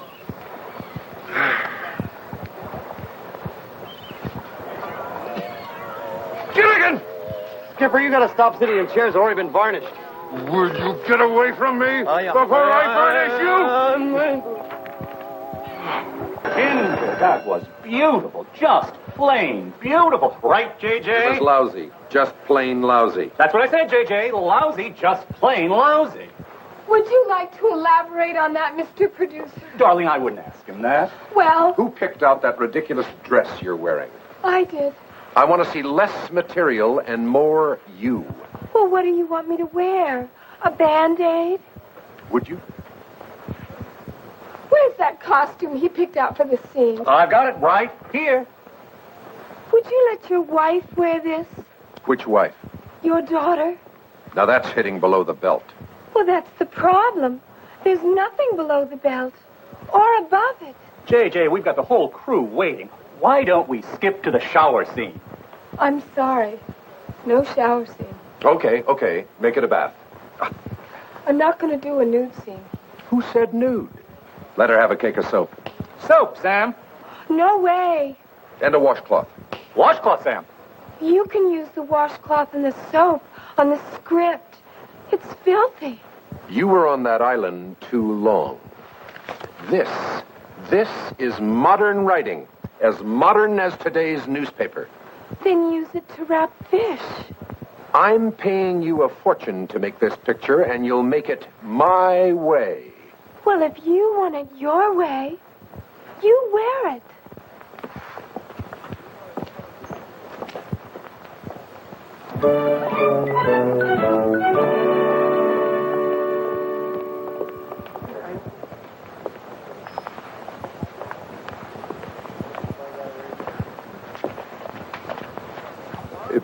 Pardon us, sir. We're looking for a friend. I'm a producer. I don't have any friends.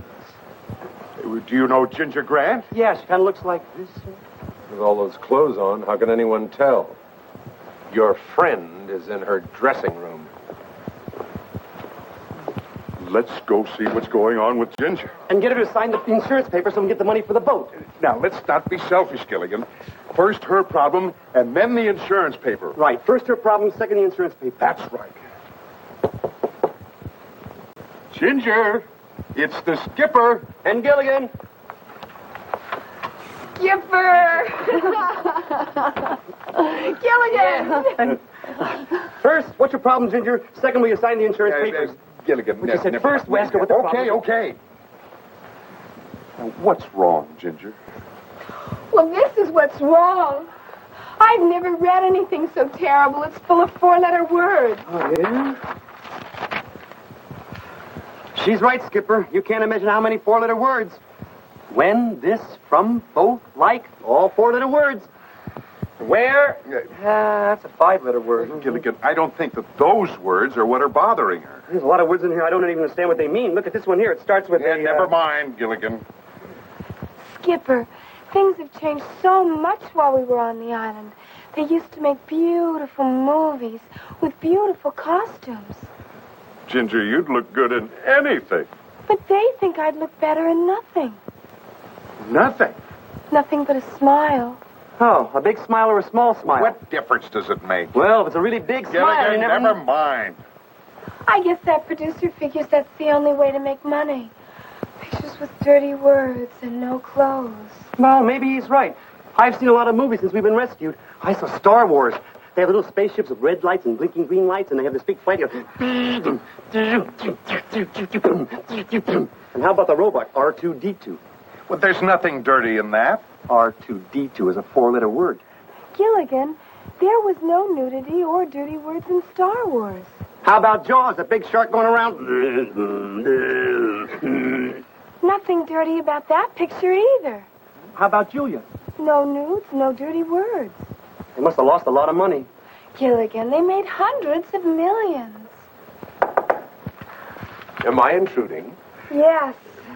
We're the friend of Ginger's from the island. First, we have to find out what her problem is. Second, we're going to have her sign the paper. Hey, Gilligan. Sorry to interrupt, but there's been a little misunderstanding. Now, who told you I wanted you to do a nude scene in those dirty words in the script? You did. I was joking. These actresses, they can never take a joke. I wouldn't make a picture I couldn't take my mother to see. Ready when you are, Ginger.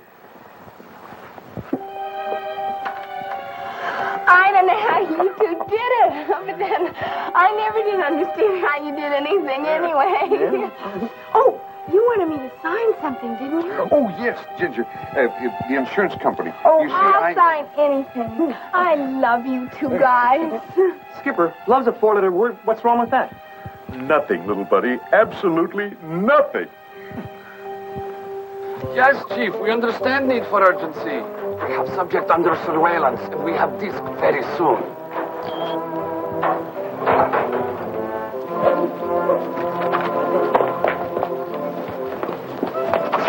You all right, partner? Hey, I'm fine. Please forgive friend. We have part in cowboy picture. Practice throwing rope. You would get it off me, please? I'll be here. We tie him up. Take disc.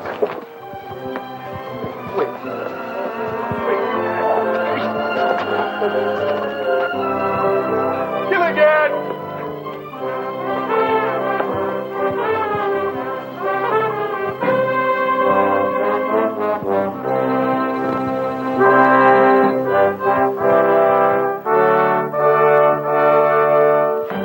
Please, Miss Ainsworth, I have work to do. So have I. Oh, Miss Ainsworth, turn off your macho!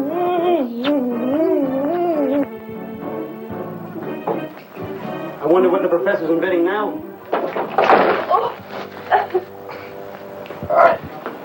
Good morning, gentlemen. Hi, Professor. Wow, Professor, you look exhausted. Gilligan. You've been working too hard. Oh, yeah, unfortunately, it's not from work. I am constantly interrupted. Women have become so aggressive since we were on the island. Ain't that a shame? Well, anyway, gentlemen, I'm delighted to see you again. Now, what was that insurance problem you phoned about? Ah, Professor, is that one of your experiments? Yes, but it starts over there, Gilligan. Oh, wow, Professor, look at all this stuff. I mean, how do you do all that? Gilligan! Sorry, Professor. Oh, that's all right, Gilligan. That's not part of my experiment. You see, I was expecting you today, so I set that up especially for you. Well, thanks, Professor. I really must get back to my work. I've isolated a new organic polymer, a heavy plastic that's impervious to weather and virtually indestructible. Right now, I'm trying to think of a good use for it. Here's what it looks like. Say, perhaps it would make a good toy. Say, perhaps you could call it a Frisbee. Frisbee? Why Frisbee? Because that's its name. I don't like to tell you this, Professor, but really, this has been on the market for quite a while. Yeah, well, that's what comes from being on the island all those years. Last week, I invented the electric toothbrush. The week before, pantyhose. Why don't you invent something that hasn't been invented before? Gilligan, he knows that already. Only an idiot would invent something that's already been invented. Well, I'm sorry, Professor, It's all but right, I'm trying to... Skipper. In my anxiety to create the things I dreamed about on the island, I failed to recognize that some of them might have been created in my absence. For example, A skateboard. so I found out. And I thought I was going to revolutionize the furniture moving industry. Do you mind if I try it? Well, help yourself, Gilligan. Now, Skipper, about that insurance paper. Yes, Professor, I need your signature. I've got a paper here for you to read. Ah, yes. Of all people, one of the most brilliant men in the country. Thank you, but who is he? Gilligan, the professor was talking about him. I'm sorry, Dean. These are my good friends, the Skipper and Gilligan. How do you do, sir? How do you do? We were all shipwrecked together on the island. You spent 15 years with him? Yes, sir. When the professor first met me, I was a young, stupid kid. He's made me what I am today. Gilligan, why don't we leave these gentlemen alone? I'm sure they've got important matters to talk over, academic paraphernalia. As a matter of fact, I've been trying to meet with you for a month, Professor. Well, I'm sorry about that, Dean, but I've been terribly, terribly busy. Gilligan, why don't we take a walk around the campus? Oh, that's a good idea, Skipper. I'll see you later. I'd like to have bumped into you. Come on. Good day, gentlemen. Good day. Professor, I'm afraid you've been neglecting your primary duty. Oh, but I've taught all my classes, and I've been Do hard at you work on my know how experiments. many alumni meetings and foundations had you booked for speaking engagements? I'm sorry, Dean, but I've been... Professor, you are a celebrity. Those people who hear you speak will donate money to the college. That's public relations work. Exactly. You can make this the biggest school on the West Coast. We're on the East Coast. That's how big I want it to be. Understand? Big is not necessarily better, Dean. My boy. Let's sit down and discuss this on an equal basis. Boss to employee.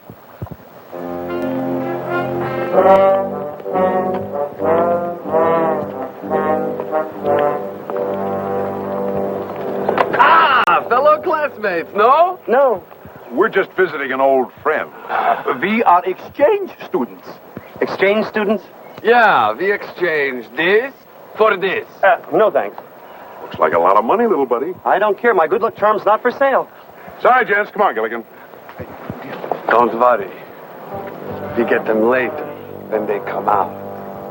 Hi, Dean. Sure have a beautiful campus. He's not very polite. Well. Hi, Professor. Hi, Gilligan. What's the problem, Professor? They want to use me to sweet-talk the alumni, make speeches and be in parades. They don't care about my students, my research, my ideas. Oh, I know back on the island we cared about your research. We didn't understand it, but we cared about it. Yeah, and we cared about each other, too. I mean, you cared about the Howells cared about Ginger cared about Marianne cared about me. Gilligan, we know who all was on the island. No, but Gilligan is right. I mean, we always tried to help each other. And I'll be happy to help you out now, Skipper. May I say your insurance company is vindictive and ruthless? No, it's Pacific and Western. Gilligan, let the man sign the paper. Oh, thanks a lot, Professor. And don't forget, we'll see you on the boat at Christmas time. Remembering plan. When they come out of building, we stop skinny one. You stop him, ask question. While you are talking, I hit him over the head with this. Good idea. While he is down, we get this. We get this. We are heroes. Look, they come out different door. Quick, we take shortcut through field.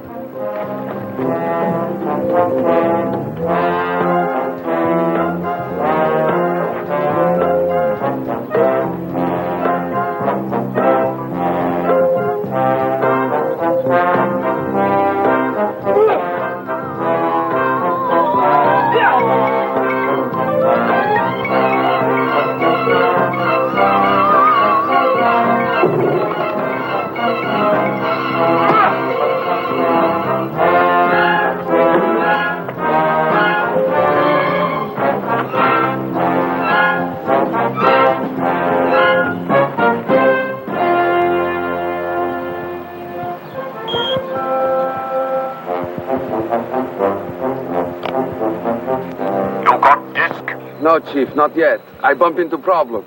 Ivan, problem bump into him. But not to worry. We have disc very soon. Wherever skinny one goes, Ivan and Dmitri will follow.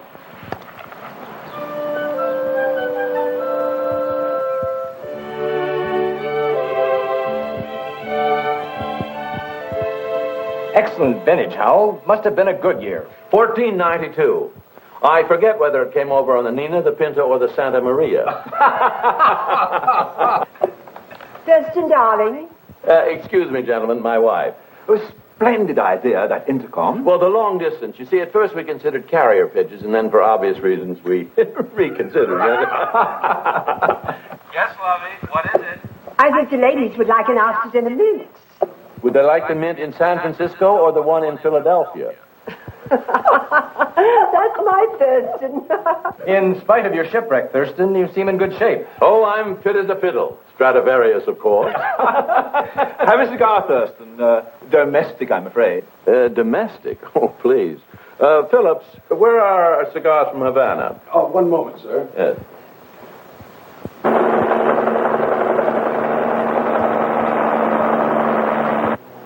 Just arriving, sir. Thank you, Phillips. Meanwhile, gentlemen, I think we can discuss that little business proposition you had in mind. Ah, yes. We have decided to issue 1 million shares of preferred stock and 1 million shares of common. Make that 2 million preferred. There's nothing common about a Howell enterprise. A little financial joke. Thank you, Fidel. We were considering your investment in the neighborhood of 100 million. Well, I'm afraid I don't know anything about that neighborhood. You see, I never go slumming. My darling, without your leadership, there was no social season. Without you on the symphony committee, the musical seasons were a disaster. You're so flattering. Oh, and the ballet. Without dear Lovey, Swan Lake turned into Disco Duck. I promise you now that I'm back, everything will be different. Oh, definitely. And I certainly hope you ask Mr. Howell for some financial assistance. Oh, I'll try. But sometimes Thurston treats me like a child. When I want to talk about money, he says, "Oh, go play with your blocks." Your blocks? Yes. 42nd Street, 43rd Street, 44th Street, 40... Yes. We're Gilligan and the skipper. Oh, yes, from the island. I'm Gilligan. He was in charge of the shipwreck. Gilligan. Now, I hope we're not intruding. Mr. Howell wasn't expecting us. Oh, I'm certainly be delighted to see you. Thank you.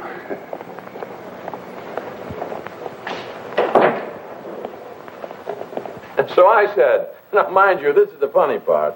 You can't park it here. That's what I said. Mr. Skipper and Mr. Gilligan, to see Mr. and Mrs. Thurston Howell III. Oh, Thurston. Gilligan, Captain. And that's the most amazing. Dear friend. Why didn't you call ahead? Well, we would have called Mrs. Howell, but your phone number's unlisted. So is your house.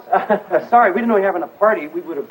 Oh, you must stay and have dinner with us. Oh, thank you. No, we're really not hungry. No, we're just starved. Folks, I want you to meet some very dear and old friends of ours. They were on the island with us. Yes, this is the captain, and this is Gilligan. This is Mr. Devonshire, Mrs. Devonshire, Mr. Fellows, and Mrs. Fellows. Oh, do stay and dine with us.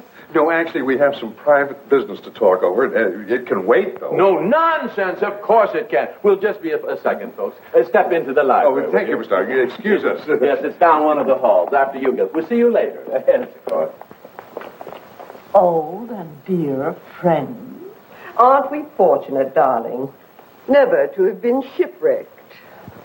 You see, Mr. Howell, the insurance company has to pay me for Minnow 1 before I can pay for Minnow 2.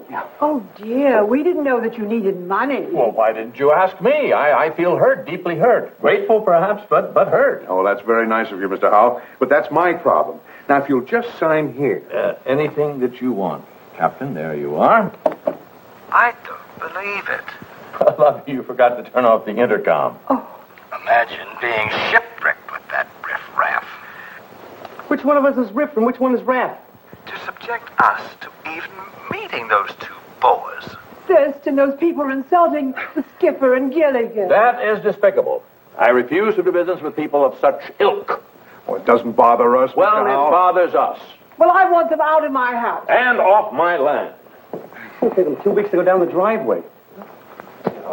We heard everything you said. The deal is off. Nobody shames my friends. Throw them out. Don't even validate their parking tickets. This way, ladies and gentlemen. Come on, my dear, let's go. I can't wish you. Don't you think of it just a little unreasonable, Mr. Howell? Mr. Howell is never unreasonable. Who are you? We are with them. Then you're out too. Get out of the way.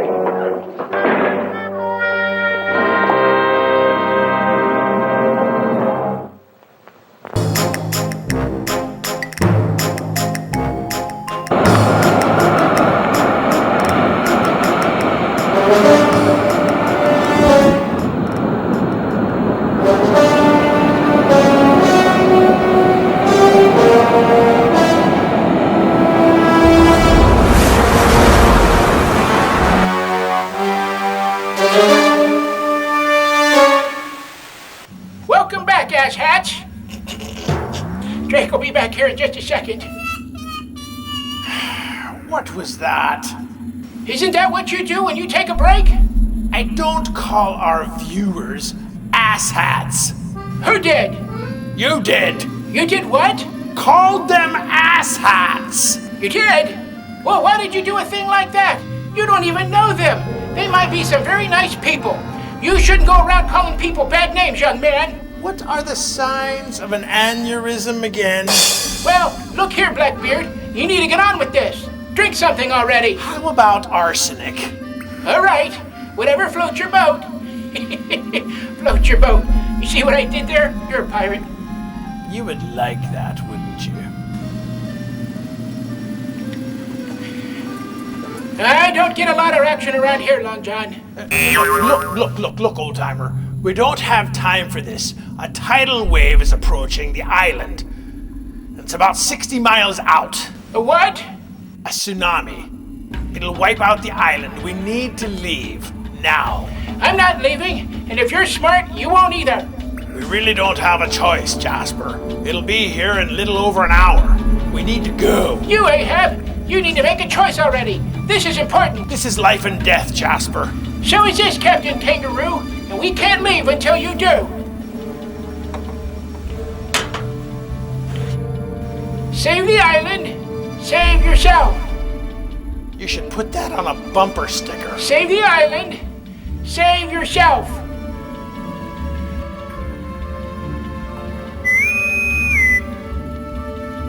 Now choose, damn it! Drake here. Captain, the tsunami has grown in height. Much like tonight's movie, it's 75 feet in height. It will wipe out the island. And us too, Captain, unless we get the sea. So let's shake a leg. Good Lord. I understand this, Mr. Bones, but I'm trying to get Jasper to leave. He won't leave easily. Have you tried bludgeoning him over the head?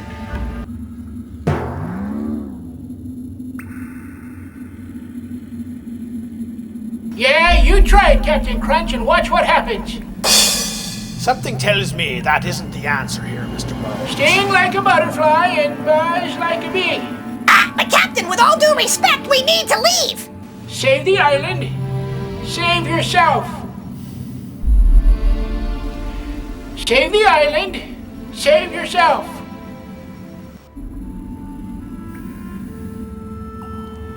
We leave in 30 minutes, Jack. Drake out. 30 minutes? Captain, you can't possibly...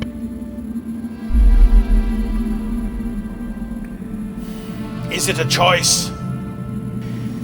Typical pirate. Always wanting more than what he can carry. You mean Barry? How many licks until I get to the interesting part of this conversation? What?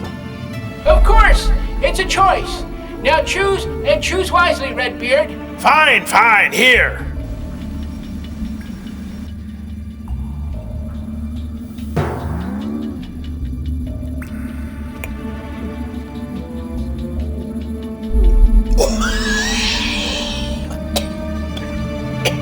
This is horrible. What the hell did I just drink? Yeah, that might have been some 7-year-old scotch. Strong. No, wait. That was 7-year-old coffee. What? I hadn't poured anything in there yet, Magellan. Now dump that crap out and let's get started. You kids today, no patience. Give me that. Better yet. I've got it.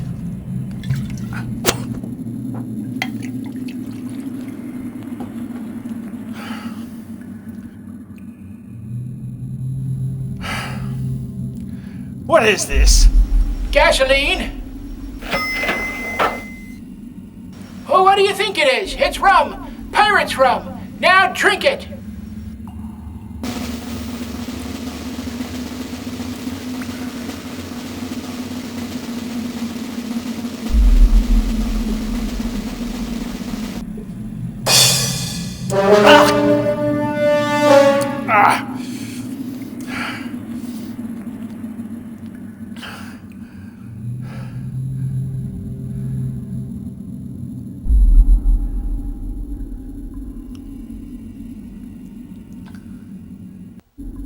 How will I know?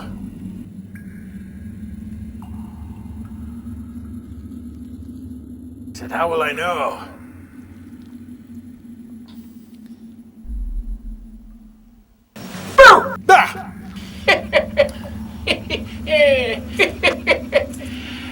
Serves you right, Captain Hook.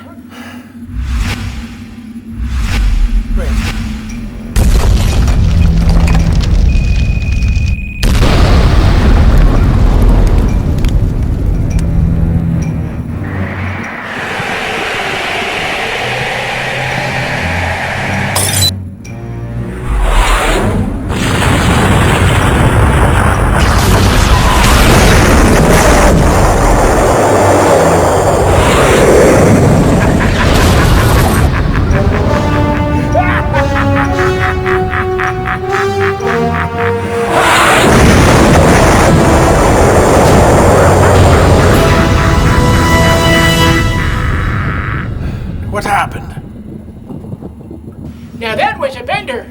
That pirate's rum is strong stuff. You have no idea.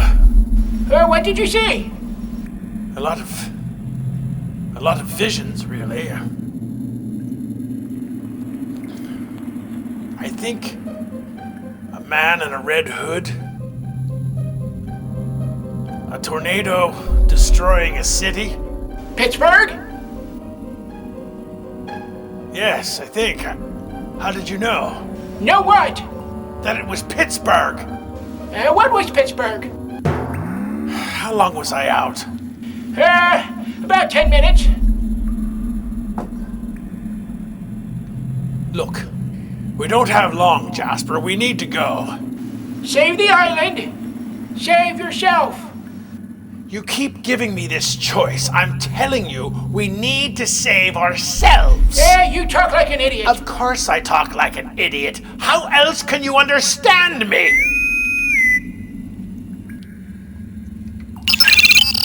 Drake here. Captain, not to rush, but have you made any more progress with Jasper?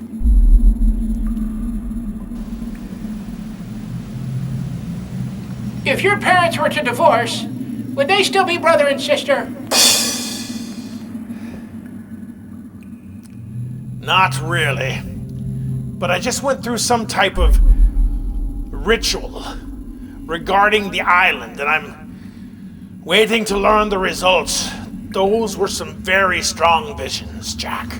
You got all of that from drinking that pot of coffee? Yeah, you're goofier than I am. Look, Jasper, are we done here? We really need to act. Remarkably, yes. Jack, time to impact. We can't quite see it. It's only on radar, but it's about 20 miles out, sir. What? What happened to 90 miles? Captain, we lost contact with you for a while. How long was I out? About 20 minutes. We're out of time. Orders, Captain? Save the island. Save yourself.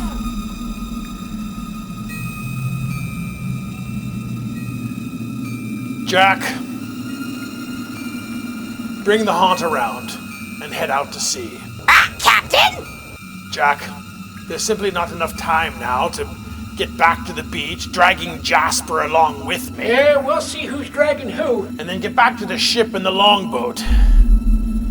There's just not enough time, Jack. There's just not enough time, Jack. That's not a request. Now get out to sea. Drake out. Mr. Bones? Aye, Jack? Bring us around. Tell the crew to put us out to sea. Jack? What about the captain? We have our orders, Mr. Bones. And of course, the code to follow. There's just not enough time. Aye, sir.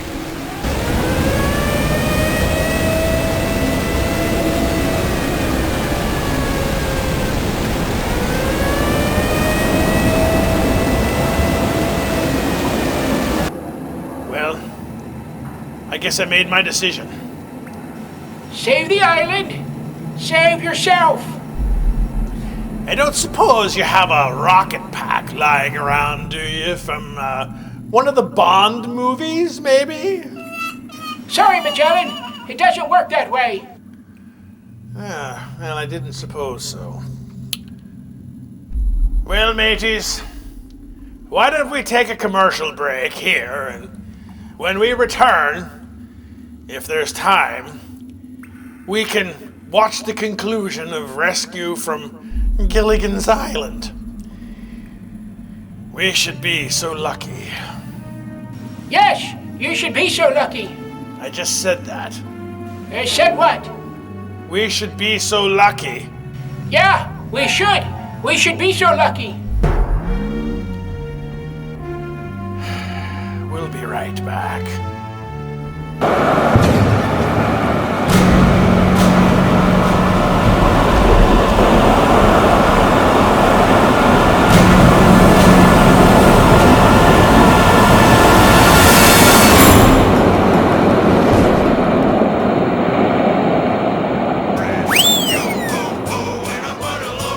Good evening, me hearties, and ahoy! You know, the last couple of shows shows have been so action-packed, we never got the chance to educate you about this evening's viewing entertainment. So, with that in mind, welcome to another thrilling edition of Movie 101, and your theatrical advisor is ready to teach. Did you know that the Rescue from Gilligan's Island TV movie was one of the most viewed shows of all time? Just like the series finale of MASH in comparison, the made-for-TV movie scored 52%. That's a 30.2 in the Nielsen ratings, which remains one of the highest ratings of all time for a TV movie. Perhaps that is why they made a trilogy of movies to conclude the Gilligan's Island series, including The Castaways of Gilligan's Island and The Harlem Globetrotters on Gilligan's Island, where our castaway heroes open a resort on the island to the public, honoring their valiant efforts of surviving there for 15 years. The scene in which the rescued castaways are towed into the harbor to a hero's welcome was filmed in Los Angeles, Marina del Rey.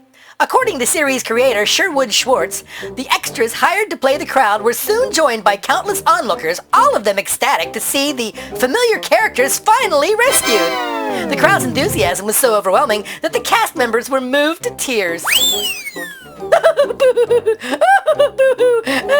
I get hold of myself. Series creator Sherwood Schwartz ended up using his own money to fund Rescue from Gilligan's Island, since the studio was going to limit his funding and creative control. The film is in the public domain, which is why many versions sold in stores have an alternate theme song, as Sherwood Schwartz owns the rights to the original theme song.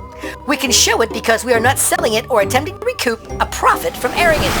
Someone suggested that the plot of this movie be about Gilligan and the skipper tracking down some of the people who visited them when they were on the island and getting them back for not telling anyone about them and making them stay there longer. Can't say I blame them. I'd like to get my hand on that witch. You know, the one that came to the island with all the spells? Oh wait, did I dream that? This and the following TV movies were considered pilots for a possible new Gilligan TV series. All the original cast returned except for Tina Louise, who wanted too much money, and was replaced by Judith Baldwin. Incidentally, Tina Louise could not return for this movie anyway, because she was part of the cast of Dallas in 1978 when the show was filming. Ironically, she became the last cast member standing, literally, as she outlasted all the others to the end, becoming the final cast member alive from the original. While it was obviously done for dramatic purposes and for the show, the castaways would never have been towed home in their huts. The Coast Guard would have brought them aboard a cutter and made them abandon the huts. But look at all the memorabilia. Do you know how much those huts would be worth now? Guess. Normally, people missing for 7 years are declared legally dead. People missing for 15 years certainly would have been declared dead, and their assets distributed throughout the probate process. One can assume this would particularly affect the Howells, yet there is no mention of any of this in the film. I know if I was a gazillionaire like the Howells, and somebody would have divvied up all my money, I would have hit the ceiling. When Gilligan is pulled by the shark, while they're in the middle of the ocean, you can clearly see parts of the shoreline and reflections from trees in the water. Way to go, cinematographer! Give yourself an Emmy! At the beginning of the movie, Mr. Howell is wearing glasses. He never had glasses before, or throughout the entire series. No doubt left over from his Mr. Magoo days. After the storm and they adrift out in the sea, Mr. Howell falls into the ocean and the professor jumps in after him. It is obvious Mr. Howell is standing in 4 feet of water. He stands in it to get out. Spoiler alert! That's right. You haven't seen this part yet, so avoid your ears and your eyes. After the castaways become stranded once again on the island, Gilligan finds a piece of wreckage from their original boat. Although the wreckage says Minnow 1, the ship they originally shipwrecked on the island in was called the SS Minnow, not the SS Minnow 1. This was done to no doubt avoid confusion of tonight's movie. This was not the first time Gilligan's Island was revisited, as it became a Saturday morning cartoon with adventures on the island. It was not the last time either, as 2 more movies were made based on the castaways and their rescue. The second of that trilogy looked as though to become a Love Boat launch of sorts, as the castaways open a resort on the island, which is what actual studio execs wanted to do in the first place. The third film was almost like a test run, having multiple guests on the island including not only the Harlem Globetrotters, but also Martin Landau and Barbara Bain, whom you might recognize from Space 1999, and along with Scatman Crothers. To you horror buffs, he was in The Shining, but had a much more illustrious career years ago. Scatman, what a great name. Regarding that final sequel, it was originally written as a vehicle for the famous Dallas Cowboy cheerleaders, but the film was retooled for the Harlem Globetrotters when the cheerleaders were unavailable. And what a different film that would have been, huh? As the character of Ginger and her actresses became like a rotating carousel, Cassandra Peterson, believe it or not, Elvira, auditioned for the role of Ginger. She was shot down. Can you believe that? The most famous horror host of all time. A national celebrity like that was shot down. It would have been perfect for Cassandra. Now, if we could only have seen Ginger as a vampire. When the final Gilligan's Island film was shot, Jim Backus, who played Thurston Howell, was suffering from Parkinson's disease, thus preventing him from being in the movie. Originally, his character was written out of the storyline, but at the last minute, Backus felt well enough to make a small cameo at the end of the film. According to both Sherwood Schwartz and Dawn Wells, who played Mary Ann, it was a very emotional day on set when Jim Backus filmed his brief scene. As Backus left with his wife and caretaker, there was an emotional round of applause for him from the cast and crew, some knowing this might be the last time they would see him, most of whom were openly crying. Backus, also in tears, stopped and responded by blowing kisses before leaving. Sherwood Schwartz, the series creator, decided against recasting Thurston Howell III with another actor, feeling it would hurt Jim Backus too much. He was part of the family. Instead, he rewrote the script, adding a son to the Howell family, Thurston Howell IV, who was played by David Ruprecht, even though it contradicted the original series claim that the Howells were childless. Now that's what you call child support. Ironically, it was not the last collaboration that the Castaways would do, as the popularity of the shows and movies was just amazing. An animated remake of the famous TV series Gilligan's Island was launched called Gilligan's Planet. That's right, Gilligan's Planet. The gang of castaways, using the palm trees, coconuts, and bananas from the island, built a spaceship and leave planet Earth behind. Of course, they get marooned on an uncharted planet where they encounter bizarre space creatures and other hazards of extraterrestrial living. Wow, that just sounds awesome! All of the original cast members of Gilligan's Island returned to provide the voices for their characters, save for Tina Louise, whose character Ginger Grant was instead voiced by Dawn Wells, who played Mary Ann, in addition to Wells' very own character of Mary Ann Summers. Even Thurston Howell was voiced by Jim Backus. The show, of course, did something historical. This was the last cartoon that the Filmation production company produced for Saturday mornings and was considered the worst series ever. It lasted 13 episodes. Oh my God. It also became the only cartoon series created as a sequel to another sequel, which was The New Adventures of Gilligan's Island, which on a timeline took place between the series and the trilogy of movies. How did they get back from outer space? Like, why? And that was this edition of Movie 101, as your theatrical advisor has left the projection booth. We now return you to your regularly scheduled programming. Dead and Buried Treasures, of course. Arr, it's the Pirate's Booty, our after show, seen immediately after Dead and Buried Treasures ends. Captain Calico Drake and series creator Eric Sprouse take your calls for up to an hour, answering questions about the series or whatever's on your mind about the Swashbuckler's haunt, the club, convention appearances, and much more. That's our after show, the Pirate's Booty, taking your booty calls till the wee hours of the morning, immediately following Dead and Buried Treasures on most affiliates.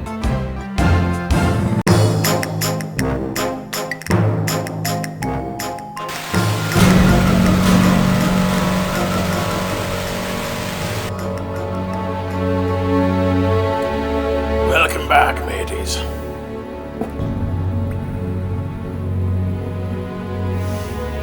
Time to impact? I'm already packed. I didn't say it was time to pack. I said, never mind. Jasper, you understand what's happening here, right? Of course I do, you douche canoe. About 4 minutes. Did the haunt get away? Yes. Well, at least they'll be safe. And what did you choose, Captain? Well, if I had to do it all over again, I'd choose for a helicopter right about now. And yet, you didn't. You chose the cup. Yes. My cup runneth over. Yes, in fact it does in this situation. No jokes, Jasper. It does not quite matter which cup I chose. And yet you did. You took the time to choose one of the cups to prove yourself worthy to the island and become its protector. You saved it. Well, if you mean by protecting it, you mean hiding it at the bottom of the ocean, guilty is charged. Save the island. Save yourself. Well, I, for one, won't cower in a hole waiting to die. I'm facing my fears topside, like a pirate. Save the island. Save yourself. I was today years old when I realized I didn't like him. And don't follow me up here.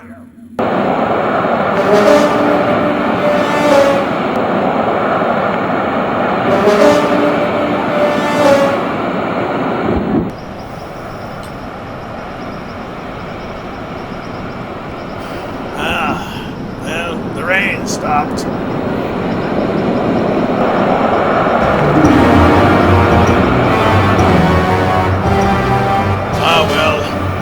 Dying is a day that's worth living for.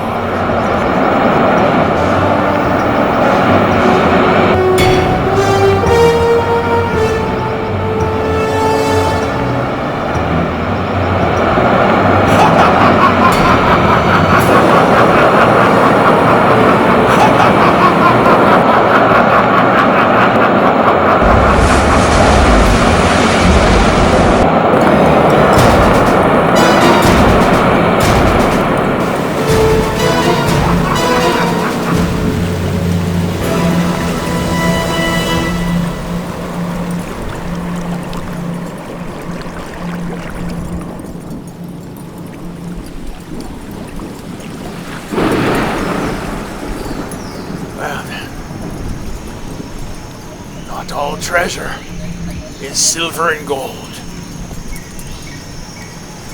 There, Indiana Jones. Feel better about yourself. Save the island. Save yourself. The wave. It's gone. I can explain it to you, but I can't understand it for you.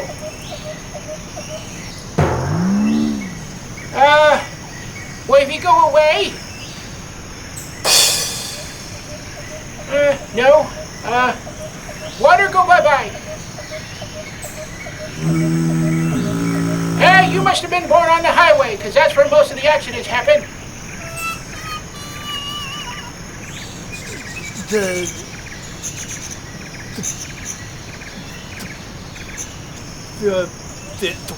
If you really spoke your mind, you'd be speechless.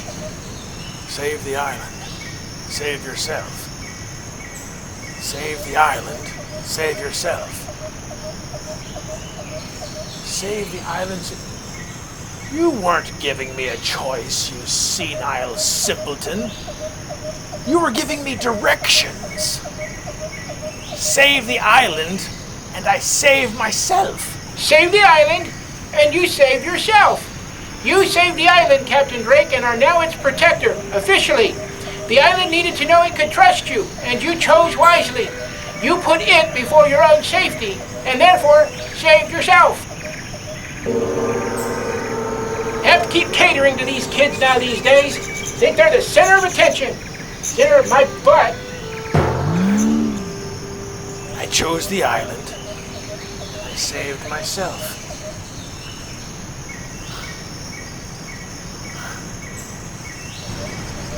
This island is extraordinary. But alas, the movie is not. As for Gilligan and Company, why don't we get you back to the conclusion of rescue from Gilligan's Island? I heard through the grapevine that Mary Ann is getting married. Maybe the skipper and Gilligan can save the day. And you know, Jasper, this really wasn't a horror movie. I mean, there were opportunities like Gilligan and the skipper and even the professor in the ocean with a shark. 2 sharks. Nothing. A tsunami that wiped out their entire island. Snooze. You know, if I wanted laughs and silly comedy, I would just turn on C-SPAN. Just get this straight. The island needs to pick a better movie next time. You know, you're like an antique car.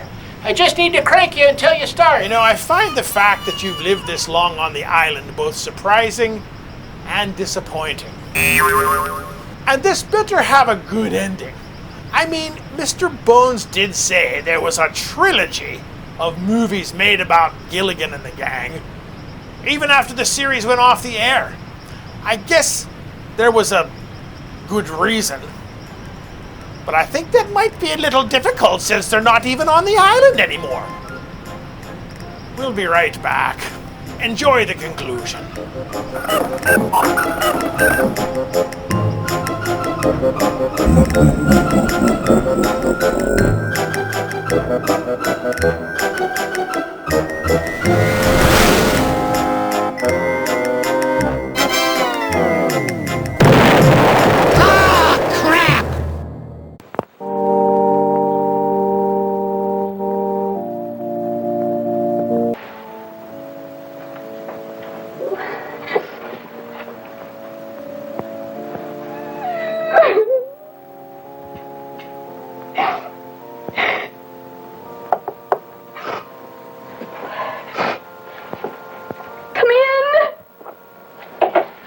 Mary Ann, you look wonderful. Oh, I'm so happy to see you. Mary Ann, you look wonderful. Oh, Gilligan, put her down. You're wrecking her train. As you can see, our little buddy is still his same old self. How did you find out about the wedding? Well, actually, we didn't. We came here to get your signature on a piece of paper. First, we have to get the I paper was signed going to surprise everybody at the Christmas party with my new husband. Just think, Gilligan, Mary Ann waited 15 years for this day.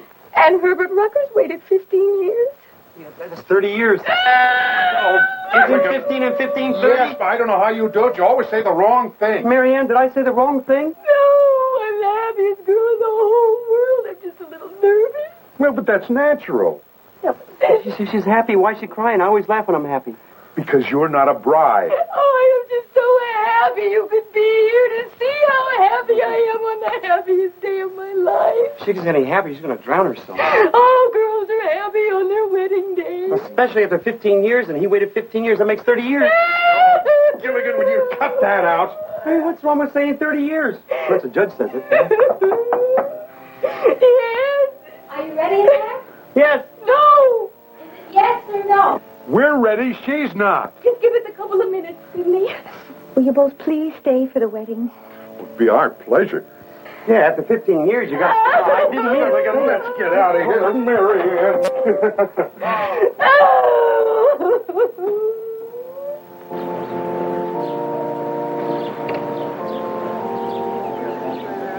Sit right there on the aisle and try not to trip the bride.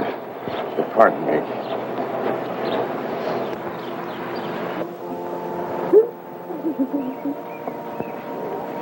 Miss, why are you crying? You're not getting married.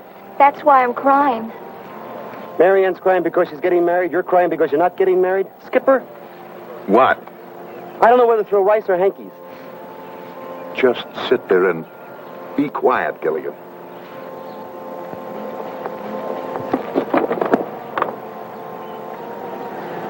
Pardon me. You a friend of bride or groom? Of the bride. You bring present? No, I didn't know it was going to be a wedding. It's never too late to give present. Sure it is. Necklace would be wonderful present. Where would I buy a necklace now? It's best to give something you own. Like old saying, something old, something new, something borrowed, right from you. Gilligan! Now try to understand, little buddy. Cindy's in love with Herbert. That's why she's crying. And Herbert's in love with Cindy. Well, Herbert's in love with Cindy, and Cindy's in love with Herbert, and Marianne is in love...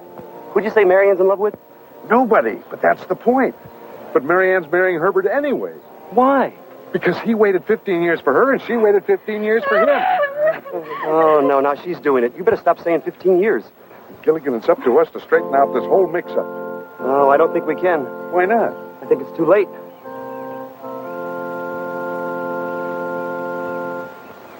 Excuse us. Come on, Gilligan. And do you, Herbert, take this woman, Marianne, to love, honor, cherish, and hold forever and ever as your lawful wedded wife? Hey, little buddy, are you sure you know what to do? Don't worry about me. Move it out. Do you, Marianne, take Herbert to love, honor, cherish, and hold forever and ever?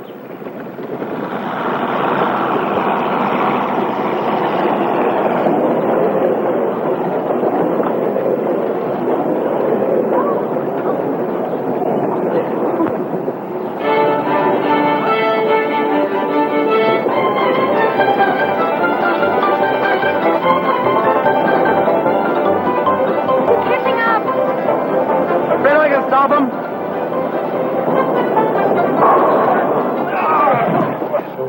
A strike, Skipper! A strike! I got a strike! Got a strike! Look at They're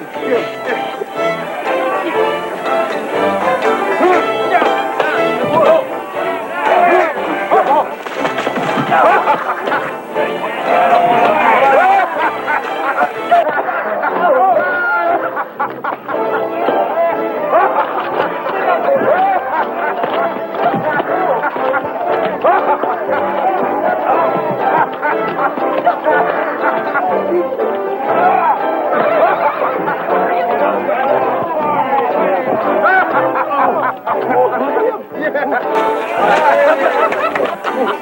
Where to, Marianne?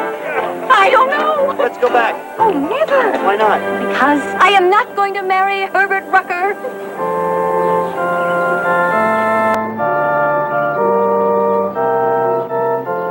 And why not? Because his wife won't let him. We did it! We did it, little sweetheart!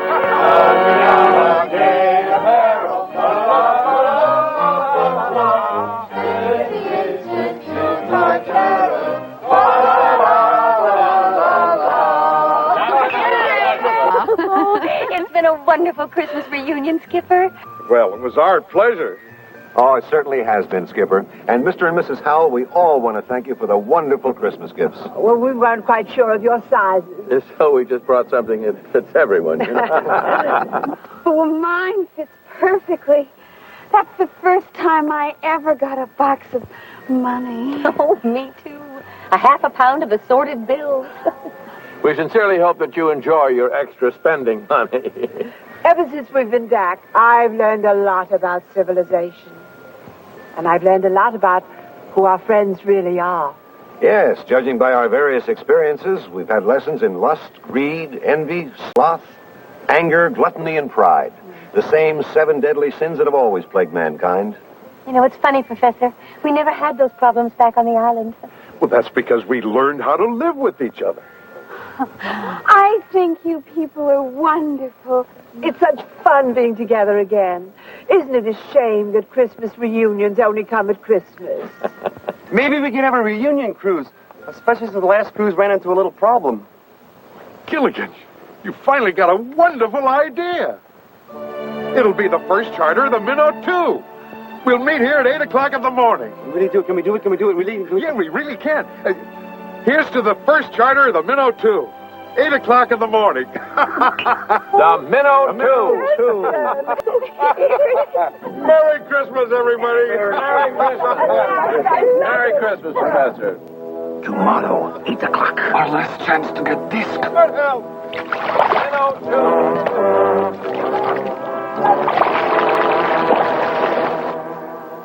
2. Gilligan, we're ready to get underway. Cast off. Aye, aye, sir.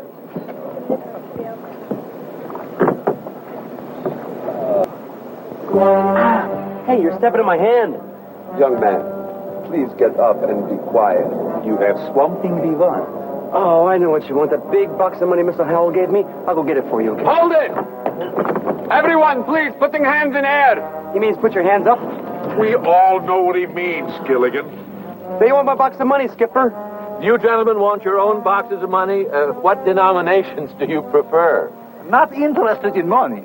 Good heavens, they must be madmen. We take what we want. Wait a minute, that's my good luck charm. Lucky for us. We give that to our government. We get medal. Hold it. I'll take that. FBI. Oh, goodness. If you folks don't mind, we'll take these two along with us. Will somebody tell us what this is all about? Can I have my good luck charm back? In due time. Thanks to you, we captured these spies. I want you to know that the government is greatly in your debt. Why not? The government's greatly in debt to everyone else, too.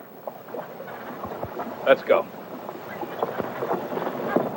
Gilligan, you're a hero. Okay, heroes, get ready to cast off. Aye, aye, sir.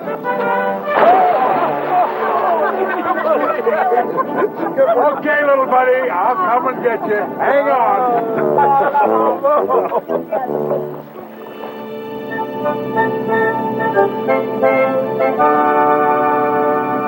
I can't understand it, Gilligan. Understand what, Skipper? Well, I set our course for that little island just off the coast. Right. Well, it's been hours now. We seem to be heading straight out to sea. Unless the compass is wrong. The compass can't be wrong. I just cleaned it before we left. You cleaned it? Yeah, it's a good thing I did. It was really dirty when I got in there. There was a little piece of metal jammed at the bottom. I took it out there and threw it away, and I polished that copper. Oh, Gilligan, that was the magnet. That's what controls the needle that I steer by. Oh, Gilligan. Man, we better not take any chances. I better start heading back. Aye, aye, sir. I'll steer by the sun for a while.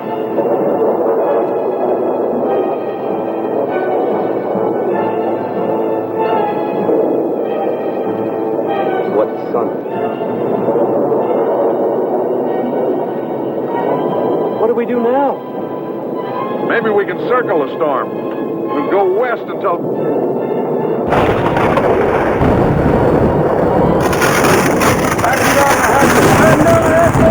Send out an SOS! Send out an SOS! How do you spell that? Watch out!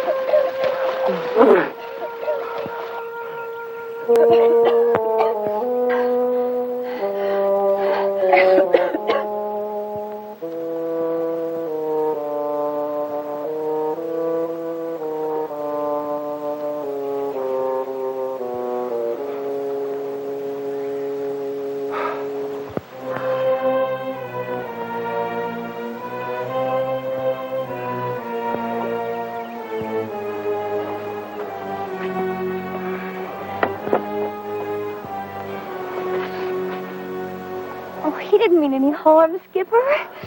Neither did the iceberg that sank the Titanic. Any idea where we are? Not really. That storm turned us round and round and blew us all over the map for 12 days. But surely we must be someplace. If we weren't, we wouldn't be here. That's my lovey's long suit. Logic. Yes. Well, wherever we are, thanks to your expert seamanship, Skipper, we're all alive. Hey, I know where we are. Now, how could you know that, Gilligan? That wind was blowing 90 miles an hour in every direction. But I know, Skipper. How do you know, Gilligan? Look what I found. Oh, no!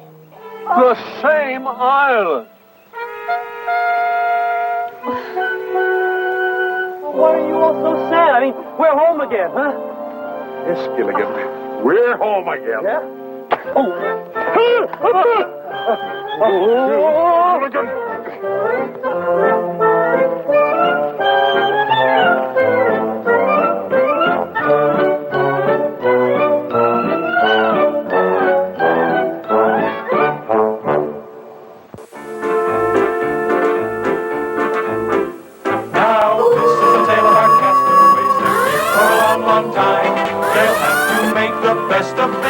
It's an uphill climb. The first mate and his skipper will do their very best to make the others comfortable in their tropic island nest. No phone, no light. The motor car's not a single luxury. Like Robinson Crusoe, it's primitive as can be. So join us here each week, my friends. You're sure to get a smile from 7 stranded castaways here on Gilligan's Island.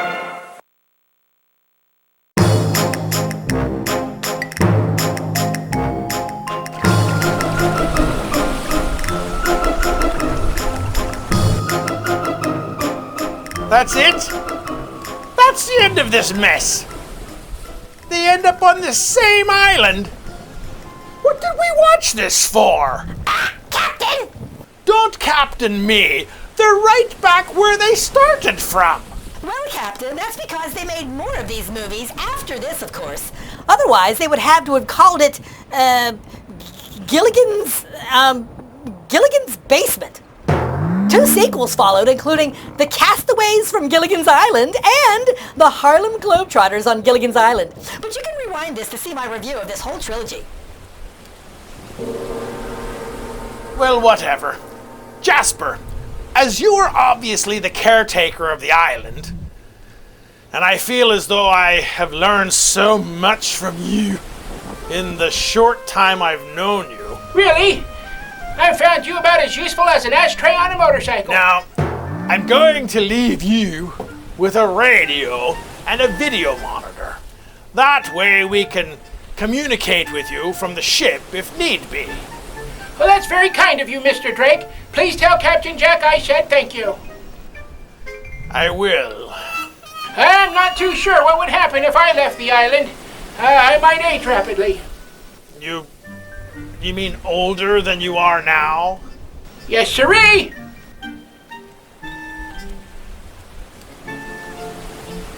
I think you can risk it. Risk what?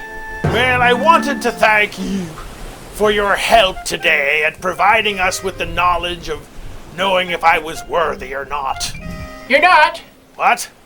Well, the island thinks you're worthy, but I think your only purpose in life is to become an organ donor. Thank you for the vote of confidence. This was the test. You understand? What? What do you mean? The test is, there was no test. You just lived the test. Through the test? But what about the coffee I drank? Mud? What about the collection of chalices? Those coffee cups? Amazon. They range from 50 cents to $7.95. I'm a Prime member. And the rum? More like moonshine from the north side of the island. So none of this was true? No, I didn't say that. Everything about Calypso was true. Me being the caretaker was on the up and up. The choice was true. Save the island, save yourself. But that whole thing about drinking out of chalices and your worthiness, I made that up. Really? No.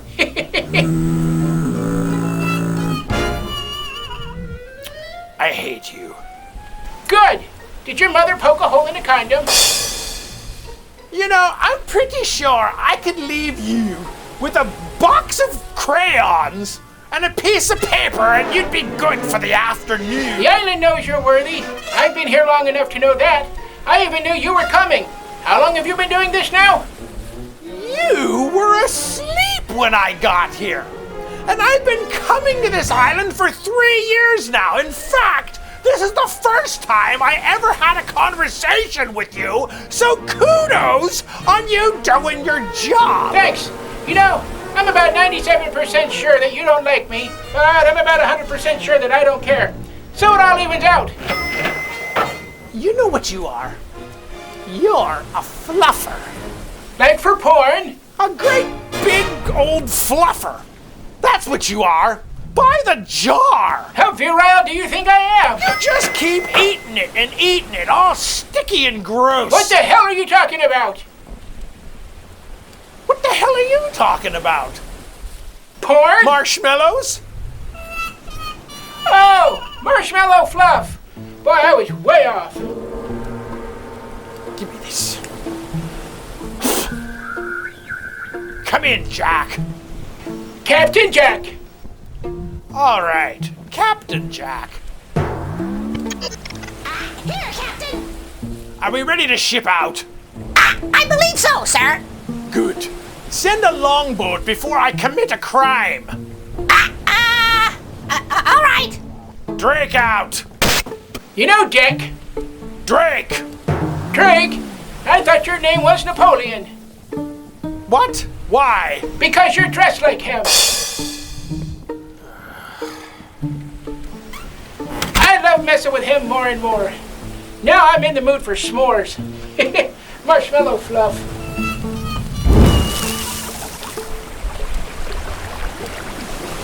Well, you have to admit, Skipper, it was interesting to see how the castaways got rescued from the island, right?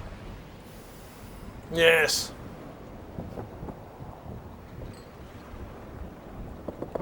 Who? You know, Gilligan, Professor Thurston Howell. Oh, yes. Who? Allow me, Jack. Ginger? Marianne? Oh, yes. They were definitive eye candy. That's not what I said, Skipper. I said, never mind. Oh, and Jack, you don't need to call me Skipper. There's only one Skipper around here, little buddy, and it's not me. Right. But it was a relief to see that things around here are just as comical around there. I thought it was just me. Well, comical is not the word I would use, Captain. Really? Jasper? Stand by. Captain Drake? Is this thing on? What's happening with your video monitor? Is this thing on? Yes, Jasper, it's working perfectly, but you need to stand back slightly, or rather, a lot. Yeah, but if I do, I won't be able to see you. Right. There you go. Almost. Well, I did see you, but, where the hell did you go? Oh, boy. I am loving this. Jasper, you need to turn around. Turn around. Right. No. Why do you need to get a good look at me? I didn't steal nothing. No, Jasper, you need to face... No, Jasper, you need to face the camera.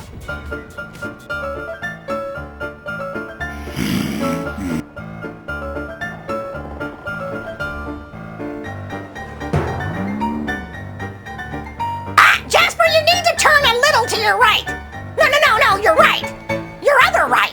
This is ridiculous. Around the other way, Jasper. Yes. And do the hokey pokey. Wait. I know what will help.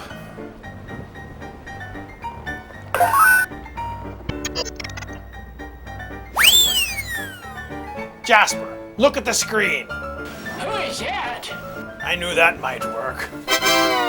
It was either that or food. Jasper, listen. As caretaker of the island, we will communicate with you when we come back, and we'll also need you to provide the movie each show. Do you understand? Oh, nag. You're worse than my ex-wife. You were married? Yeah, for a while, we were really hot for each other. And then it stopped. Kind of like your nagging. Oh, tell me more, Jasper. Why did it stop? Well, one day I was feeling a little rambunctious, so I decided to come home early. My wife and I got into an argument, and, well, in those days, that was sexual fuel for us. So she took one look at me and said, "Take off my blouse." So I did. Then she said, "Take off my dress." And so I did. Then she said, "Take off my shoes." I was happy to oblige. And then she said, take off my broad panties. And well, I got very excited. Well, that doesn't sound like a bad afternoon. She looked me up and down and said, I don't ever want to catch you wearing my things again.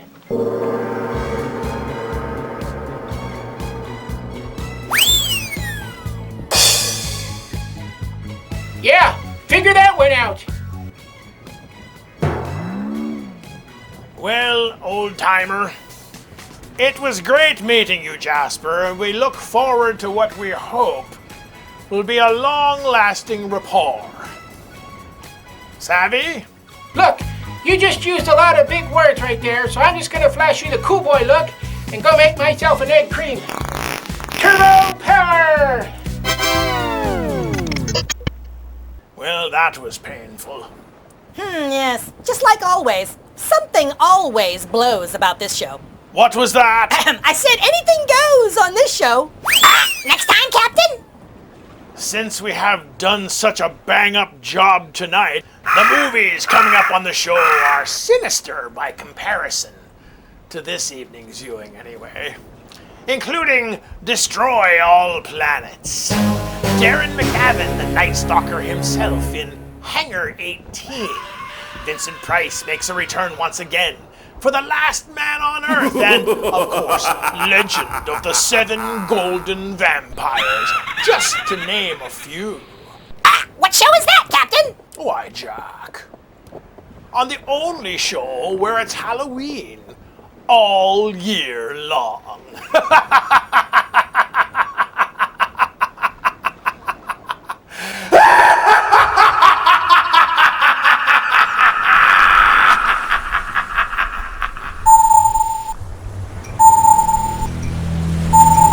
Calico Drake is either a brilliant strategist or a complete imbecile, sir. Once again, the snare was set, and he managed to save himself and his ship. His identity was stolen, and when he pursued the trail we provided, in leading him to William Shatner, he managed to result in smelling like a rose again. And tonight, the tsunami nearly destroyed his ship, although I believe he was on land when it happened. The island of dead and buried treasures, and it's already disappeared from all charts, hasn't it? Yes, sir. It's just as well. If the tsunami would have destroyed the haunt, and Drake along with it, it would have robbed me from my greatest revenge. Reports indicate that the island created the tsunami. I know. Sir? The power of that island is unfathomable. Our double agent we have planted into Drake's life has reported that the captain has once again succeeded where we have attempted to thwart him. But as he always does, he navigated around our plan, and instead, he safely sails away. Then this captain might bring good news. Our ships have arrived. What did you say? Our support ships have arrived. Victor, are you there? Yes. You have arrived? Yes. We are cloaked as instructed. Jeremiah, are you there? Yes. You have arrived as well. It took longer than expected, but we have just pulled up parallel along your port side. Are both your ships battle ready? Yes. Yes. Then we have waited long enough. Prepare to assault the haunt. Attack strategy number 3. Stand by to execute.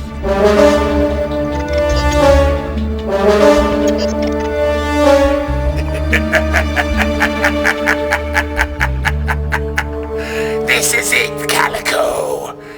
let us see just how strong your magnificent ship is when it is sunk to Davy Jones' locker.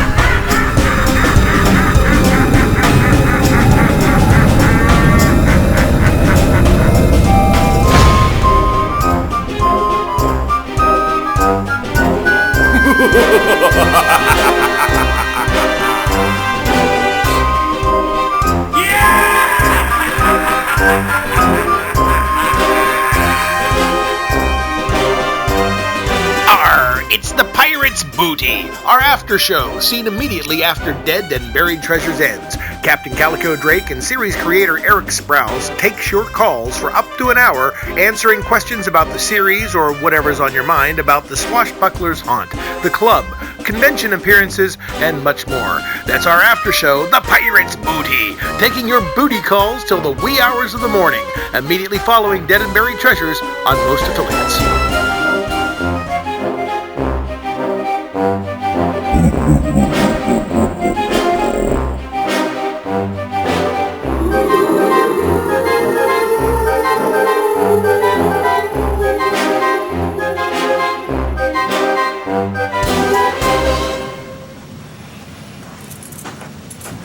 Segment 3, big boy.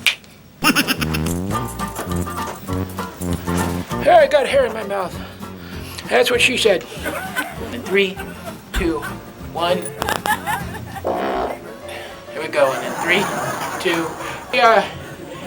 What's his name? Jimmy Stewart. Yeah, the new guy in the movies. I really like his stuff. That guy's got a great career. That's why I don't dust. Might be one of my friends. Now, you need to choose a cup. Oh, I did it again. Oh dear. So sorry. I hate to be the people that have to work in here next. All right, like magic. There's a reason we're doing this. Remember, I got something caught in my throat. Oh no, it's COVID. Kidding. FDA, stay away. All right, here we go. And the island will then proclaim, will now proclaim you as worthy or not. Guess what? You're not. But interrupting me and listen, you have one. You need to make a choice of a challenge, because I still got hair in my mouth. Son of a bitch. Damn it, Sprouse, I blame you. Maybe not. I don't know if I want your hair in my mouth. Wait, you don't have it. Never mind. All right, here we go. 3, 2, 1. Not unless you're worthy. Not anymore. Not till you make a choice. You need to let it know and reassure it. Otherwise, it'll wipe your ass out like a trespasser, you bastard. You're like an antique car. I just need to crank you up a little bit until you start. Then, kind of go all over the place. All right, here we go. 3. All right, that's the end of it. It's the end of the show, baby doll. Dun dun dun dun dun. Yeah.